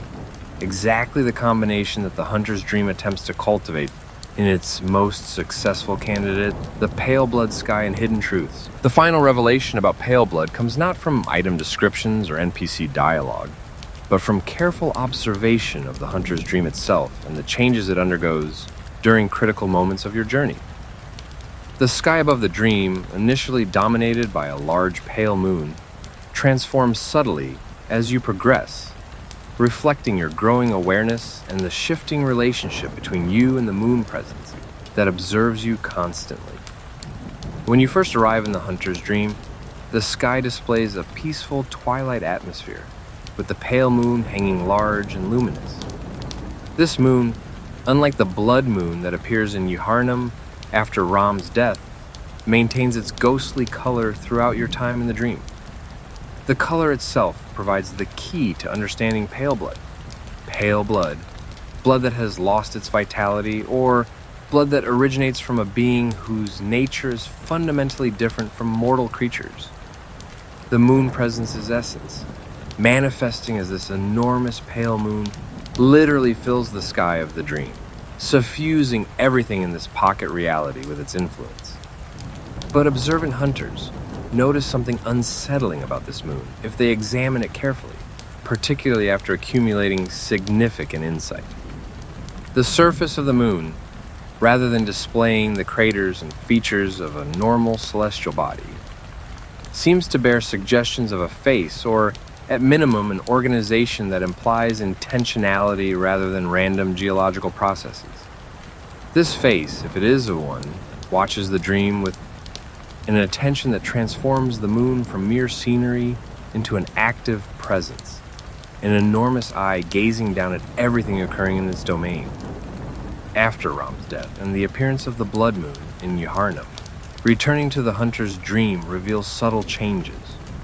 The lighting becomes different, slightly more crimson, even though the moon remains pale.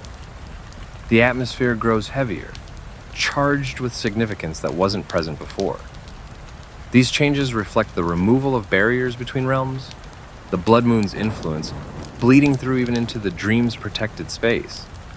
The moon presence becomes more active during this period, its attention focused with greater intensity on the hunt's approaching conclusion. The revelation that the hunter's dream itself exists within or as an emanation of the moon presence reframes everything you've experienced there. The workshop, the gravestones, the paths through the garden, the doll and Gurman themselves, all of these exist as thoughts or constructions within the moon presence's consciousness, elements of a carefully designed environment meant to serve specific purposes in the cultivation of surrogate children. When you rest at a lamp in Yuharnam and return to the dream, you are not traveling to a separate location, but rather withdrawing into the moon presence's cosmic awareness, taking refuge in a consciousness so vast that it can contain entire pocket realities within itself. This understanding transforms the meaning of seeking pale blood to transcend the hunt. You are not searching for a substance to consume or a location to reach, but rather attempting to understand and ultimately confront the moon presence itself. The pale blood you seek fills the sky above the dream, surrounds you constantly during your time there, and constitutes the very fabric of the realm where you rest and prepare. Transcending the hunt means moving beyond your role as the moon presence's tool, either by achieving the awareness necessary to resist its designs, or by being consumed into its system so completely that your individual identity ceases to matter. The note found in the clinic that mentions pale blood sky makes more sense in this context. The sky of the hunter's dream is quite literally a pale blood sky, dominated by the pale moon that represents the moon presence's essence. The note is telling you to look up, to recognize that the entity you've been seeking surrounds and observes you constantly, that you have been operating within its body or consciousness from the moment you first awakened in the dream. This revelation about the dream's true nature raises disturbing questions about autonomy and identity. If everything you experience in the dream occurs within the moon presence's consciousness, are your thoughts and choices in that space truly your own? Or does the moon presence have access to and potentially influence over your mental processes while you exist within its domain? The game never definitively answers these questions, but they haunt the experience of returning to the dream once you understand what it actually represents. Gurman's imprisonment takes on additional horror when viewed through this lens. He exists not in a physical location, but within the moon presence's mind, trapped in a construct of consciousness that has been carefully designed to serve cosmic purposes he may have initially volunteered for, but now desperately wishes to escape. His occasional moments of lucidity, when he sleeps and speaks of his suffering, might represent brief glimpses of awareness about his true situation, moments when the dream's constructed reality becomes momentarily transparent. The doll, animated by the moon presence to serve its designs, exists as a thought-given form within the moon presence's consciousness. Her development and apparent growth of personality might reflect the moon presence learning or adapting, adjusting its creation to better serve the function of nurturing hunters.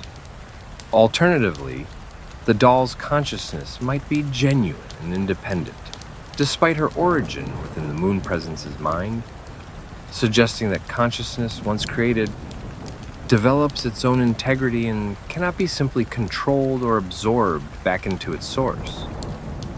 Your own persistence of identity across the boundary between waking Yharnam and the hunter's dream suggests that your consciousness maintains coherence despite transitioning between fundamentally different states of reality. You carry memories and capabilities earned in Yharnam into the dream, and vice versa, indicating that you are not simply a character playing different roles in different realms, but a unified self that exists across multiple levels of reality simultaneously. This persistence of identity becomes crucial in the true ending, where your ability to maintain awareness and will across these boundaries allows you to resist the moon presence's attempt at binding.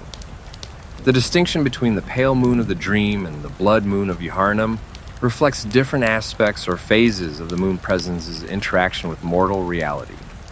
The pale moon represents its passive observation, the constant watching and evaluation that occurs throughout your journey. The blood moon represents active intervention, the moment when the moon presence makes its most direct contact with the material world and exerts maximum influence over events.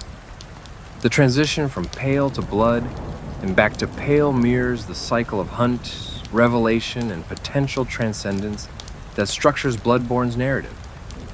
The phrase "fear the pale blood" could be understood as a warning about the moon presence specifically, advice to be wary of this seemingly benevolent entity whose pale essence pervades the dream.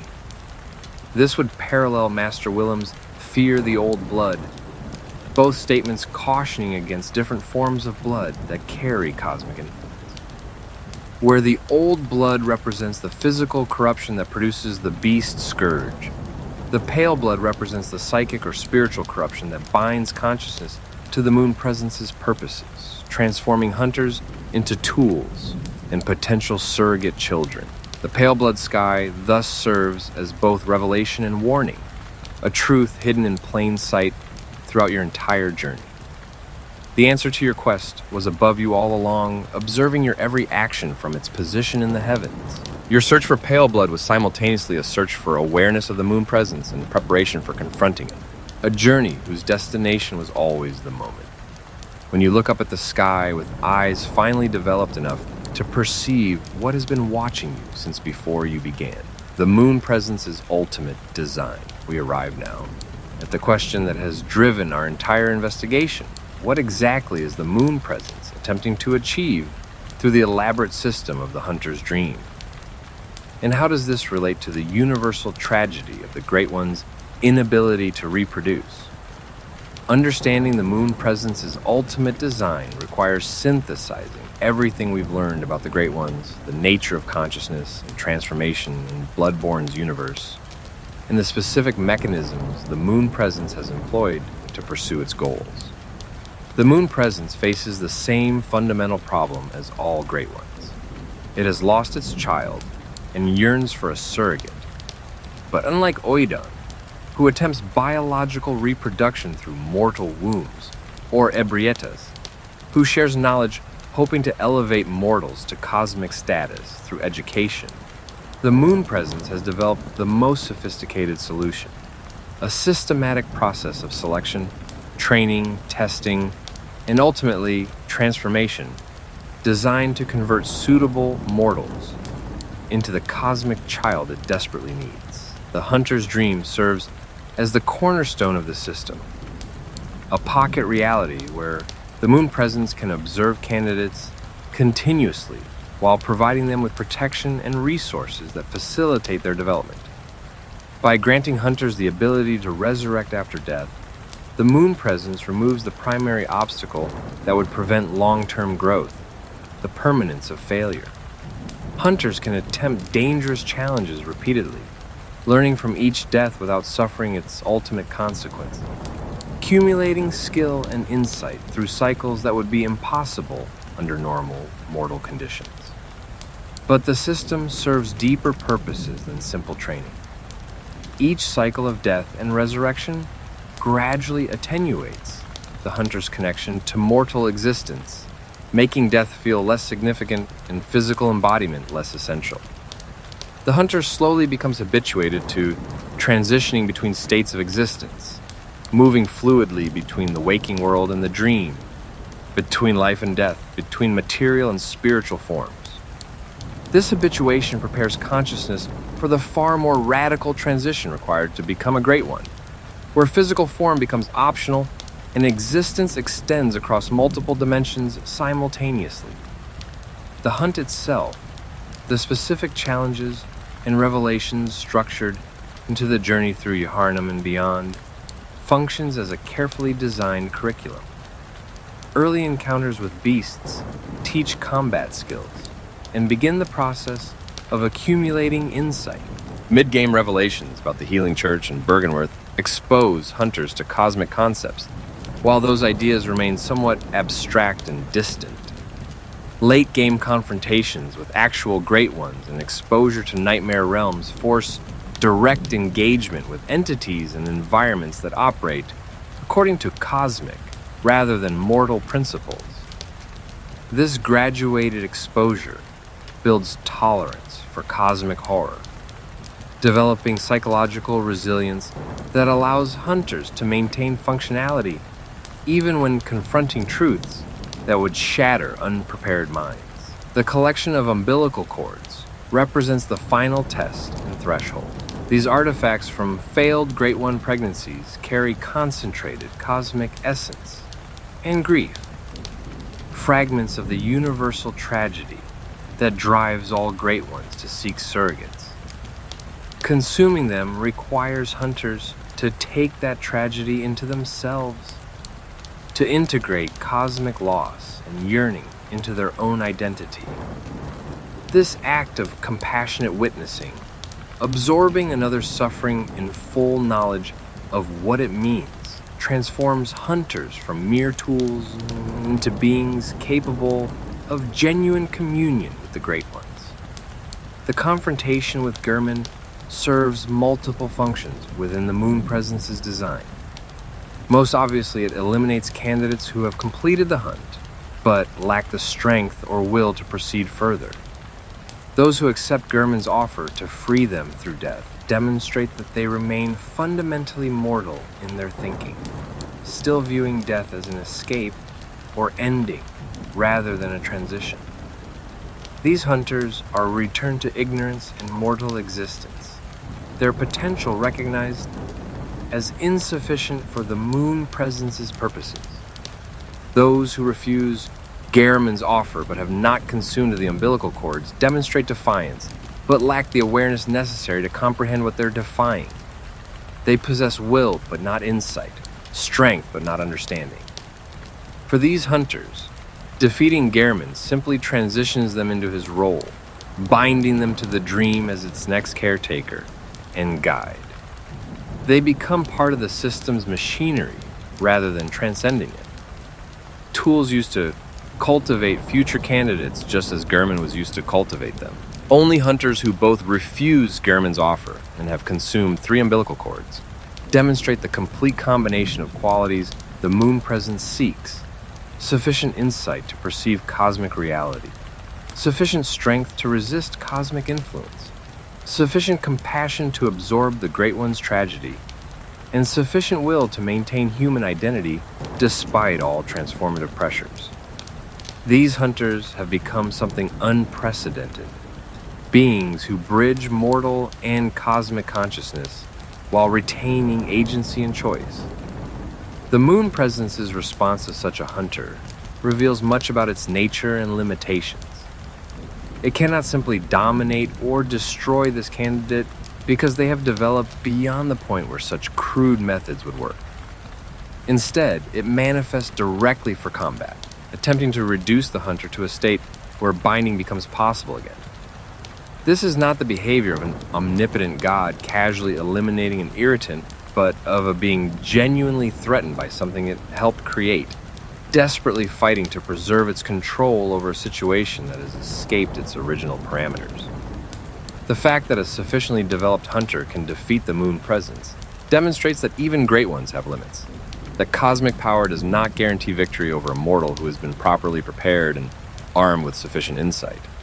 Your weapons, forged in the waking world but empowered through the dream's mechanisms, prove capable of harming a great one. Your dodge rolls and rallies, skills developed through countless cycles of death and resurrection, allow you to avoid or mitigate the moon presence's attacks. The very training the moon presence provided to make you a suitable surrogate child gives you the capabilities needed to resist and ultimately overcome it. The transformation that occurs after the moon presence's defeat represents the culmination and subversion of its design simultaneously. You become an infant great one, achieving the transcendence the moon presence sought to facilitate. But this transformation occurs on your terms rather than through forced binding, the result of your choice and victory rather than submission and domestication.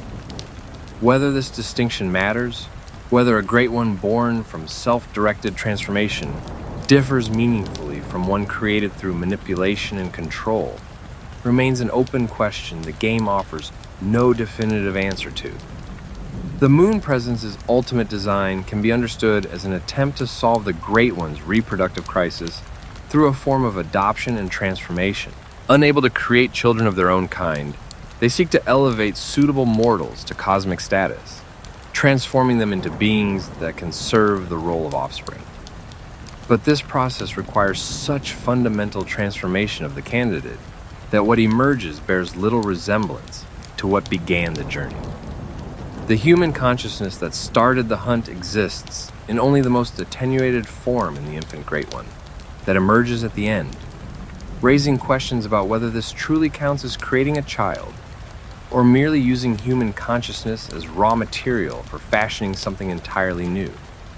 The tragedy for the moon presence is that its most successful candidate, the one who completes the entire journey and achieves full transformation, does so precisely by developing the capacity to resist and overcome the moon presence's control. The system's success ensures that it produces beings who cannot be dominated, who possess too much agency and awareness to simply serve as replacement children. The moon presence, in its desperate yearning for a surrogate, has created a process that transforms its chosen candidates into rivals or successors rather than subordinates or offspring. This suggests that the Great One's quest for surrogate children may be fundamentally flawed, that the very qualities they seek in potential surrogates, consciousness, growth, adaptation, independence, are incompatible with the subordinate or dependent role they envision for those surrogates. They want children who can grow and develop, but also want those children to remain forever in relationships of dependence and deference to their cosmic parents. These desires conflict, producing systems that inevitably fail or produce outcomes far different from what was intended. The hunter's dream, for all its sophistication and careful design, ultimately serves as another example of this fundamental failure. It successfully transforms a mortal into an infant great one. But that transformation occurs through the candidate's resistance and victory over the system's architect rather than through submission to its designs. The moon presence gets its child, but only by being defeated and potentially destroyed in the process. Whether this counts as success or catastrophic failure depends on perspective and priorities that the game deliberately leaves ambiguous. We have journeyed through mist and madness, through blood-soaked streets and impossible dreams, to arrive finally at an understanding of Paleblood and the moon presence that reveals Bloodborne's profound meditation on consciousness, transcendence, and the universal experience of loss. The truths we've uncovered transform a game about hunting monsters into a tragedy, about beings of unimaginable power, helplessly trapped by their own nature, desperately seeking connection through methods that can only destroy what they hope to preserve. Paleblood is simultaneously a substance, a state, a location, and an entity. It is the essence of the moon presence that suffuses the hunter's dream, the cosmic awareness that accumulates through insight, the transformed state of consciousness necessary to perceive ultimate truth, and the entity itself that orchestrates everything from its position in the sky. Your quest to seek Paleblood and transcend the hunt leads inevitably to confronting the architect of the hunt itself, to looking up at the pale moon with eyes finely developed enough to see what has been watching you since the beginning. The moon presence's elaborate system, for all its sophistication and careful design, reveals the fundamental paradox facing all great ones. They possess power to reshape reality, but cannot overcome the cosmic law that prevents successful reproduction. Their attempts to create surrogate children through mortal transformation repeatedly fail, because the process of transformation necessarily destroys or fundamentally alters the qualities that made those mortals appealing as surrogate children in the first place. The consciousness, growth, adaptability, and independence that mark suitable candidates for elevation to cosmic status are precisely the qualities that prevent those candidates from accepting subordinate roles in cosmic family structures. The Great Ones exist in a state of permanent mourning, eternally yearning for children they can never successfully create or maintain. This yearning drives them to intervene in mortal civilizations again and again, each intervention bringing catastrophe to the mortals involved, while failing to provide the Great Ones with the connection and family they desperately seek.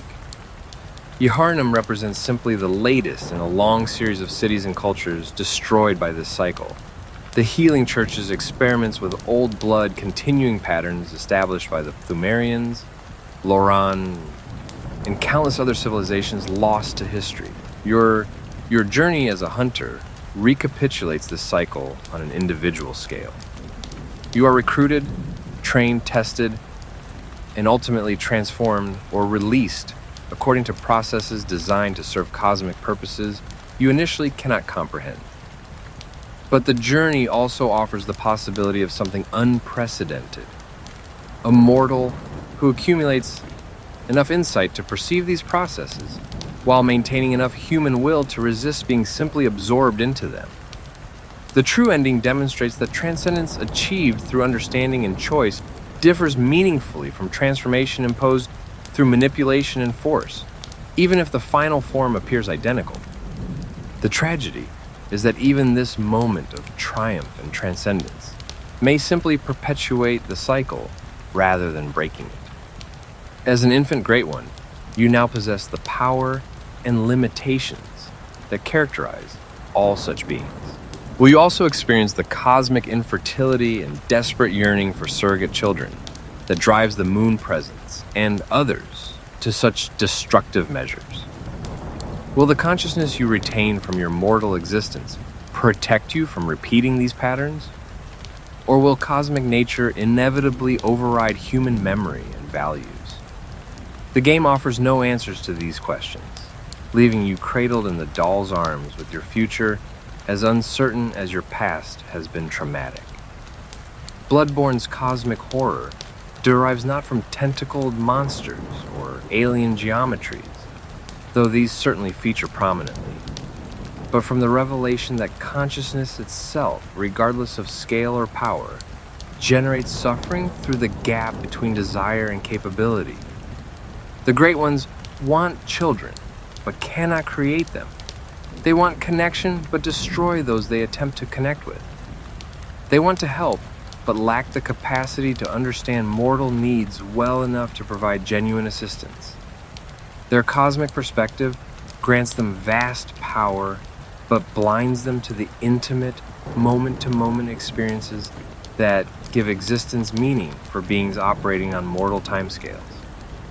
The hunter's journey offers a mirror to this cosmic tragedy. You want to transcend the hunt, but the mechanisms of transcendence require you to give up much of what makes you value existence in the first place. You want to accumulate insight and understanding, but each revelation brings you closer to the madness that consumed so many previous seekers.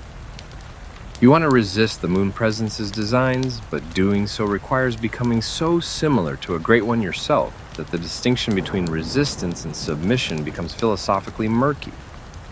Every victory contains within it the seeds of new forms of defeat. Every answer raises new and more troubling questions. Yet within this bleakness, Bloodborne offers glimpses of something that might be hope, or at least meaning. The doll's genuine care, whether programmed or authentic, suggests that consciousness can generate compassion even in artificial or cosmic contexts. Gehrman's suffering and desire to free hunters from his own fate demonstrates that awareness of one's role in an exploitative system can generate resistance to that system. Your own capacity to perceive the Moon Presence's designs and choose how to respond indicates that consciousness, even when shaped by forces beyond its control, retains some irreducible core of agency and choice. The connections you forge with NPCs throughout your journey, the moments of kindness and cooperation in a world dominated by violence and betrayal, the small acts of heroism and sacrifice that punctuate the cosmic horror, all of these suggest that meaning can be found and created even in contexts that seem to preclude it. You can send NPCs to safe havens, providing them temporary relief even knowing their ultimate fate will likely be tragic. You can honor the requests of dying characters, giving them the dignity of being heard and remembered. You can choose mercy for Gehrman, freeing him from his imprisonment, even at the cost of taking on his burden yourself. These choices matter not because they change the fundamental nature of cosmic reality or solve the Great One's reproductive crisis, but because they demonstrate consciousness exercising itself in ways that affirm connection, compassion, and meaning, despite full awareness that the universe operates according to principles indifferent or hostile to such values. This is perhaps the deepest wisdom Bloodborne offers, that consciousness must create its own meaning and values precisely because the cosmos provides no inherent purpose or direction, that the very absurdity of seeking connection in a fundamentally disconnected universe makes the pursuit noble rather than futile. The hunt's true meaning, then, is not found in the literal objectives you accomplish or the cosmic revelations you uncover. It lies in the journey itself, in what you become through the process of hunting, dying, resurrecting, and continuing despite everything working to destroy or transform you beyond recognition. The hunt is an initiation into cosmic awareness, yes, but also a test of whether human values and consciousness can survive contact with truths designed to annihilate them. Your success or failure is measured not by which ending you achieve, but by how much of yourself you manage to preserve, while navigating forces that would reduce you to tool or raw material. Master Willem's admonition to fear the old blood, and the clinic notes instruction to seek pale blood to transcend the hunt, together capture the essential tension at Bloodborne's heart. The old blood offers power and connection to cosmic forces, but carries within it the seeds of transformation and corruption. Pale blood represents the ultimate cosmic truth and the entity behind the entire system, something that must be confronted to achieve genuine transcendence, but which threatens to consume any who approach it without adequate preparation. Between these poles of temptation and revelation, danger and enlightenment, mortality and cosmic consciousness, the hunter must navigate a path that preserves something essential while achieving something unprecedented. The pale moon hanging enormous in the sky above the hunter's dream will watch over many more hunters after your journey ends. Gehrman's chair will be filled by someone, whether yourself or another, and the cycle will continue. The doll will welcome new arrivals and channel their blood echoes into growth, performing her function with the same gentle care regardless of how many times she has done this before. The moon presence, or something like it, will continue orchestrating elaborate systems designed to produce the surrogate children. The cosmic law prevents it from creating directly. And Yharnam, if it survives at all, will birth new horrors and tragedies as the old blood continues its work through mortal veins. But you, hunter, now understand what you are part of. You have looked up at the pale blood sky and recognized what watches from above. You have accumulated enough insight to perceive the architecture of nightmare and the designs of cosmic entities. You have consumed the grief of great ones and felt the weight of universal tragedy. And you have chosen, through action or inaction, victory or submission, transcendence or release, how your particular iteration of this eternal cycle resolves. The hunt never truly ends, because the needs that drive it never cease. The great ones will continue yearning for children they cannot create. Mortal civilizations will continue reaching for cosmic power they cannot safely wield. Consciousness will continue generating suffering through the gap between what it desires and what reality permits. But each hunter who completes the journey adds something to the accumulated weight of experience and understanding that might eventually transform the cycle itself into something new. Each successful resistance, each moment of clarity, each instance of consciousness, maintaining itself in the face of forces designed to destroy or absorb it, represents a small victory of meaning over oblivion. So we return, as all hunts must, to the beginning. A new hunter awakens on a surgical table, receiving a blood transfusion that will initiate them into mysteries they cannot yet comprehend. Iosefka speaks her familiar words about seeking Paleblood to transcend the hunt. The messengers emerge from pools of shadow to mark the initiate as chosen. And somewhere above, in a sky too pale to be entirely natural, something vast and ancient turns its attention to this newest candidate, hoping that perhaps this time, finally, its elaborate design will produce the surrogate child it has sought across eons of cosmic loneliness. The moon hangs low and pale, watching, waiting, yearning. The hunt begins anew. And in this eternal cycle of blood, dreams, and impossible desires, consciousness struggles to maintain itself and create meaning despite a universe fundamentally indifferent to its existence. This is the truth of Paleblood, the reality of the moon presence, and the ultimate cosmic horror that waits at the end of every hunt, the revelation that even gods can suffer, that even infinite power cannot overcome fundamental limits, and that consciousness itself, regardless of scale, remains forever incomplete, forever seeking connection and meaning in a cosmos that offers neither naturally.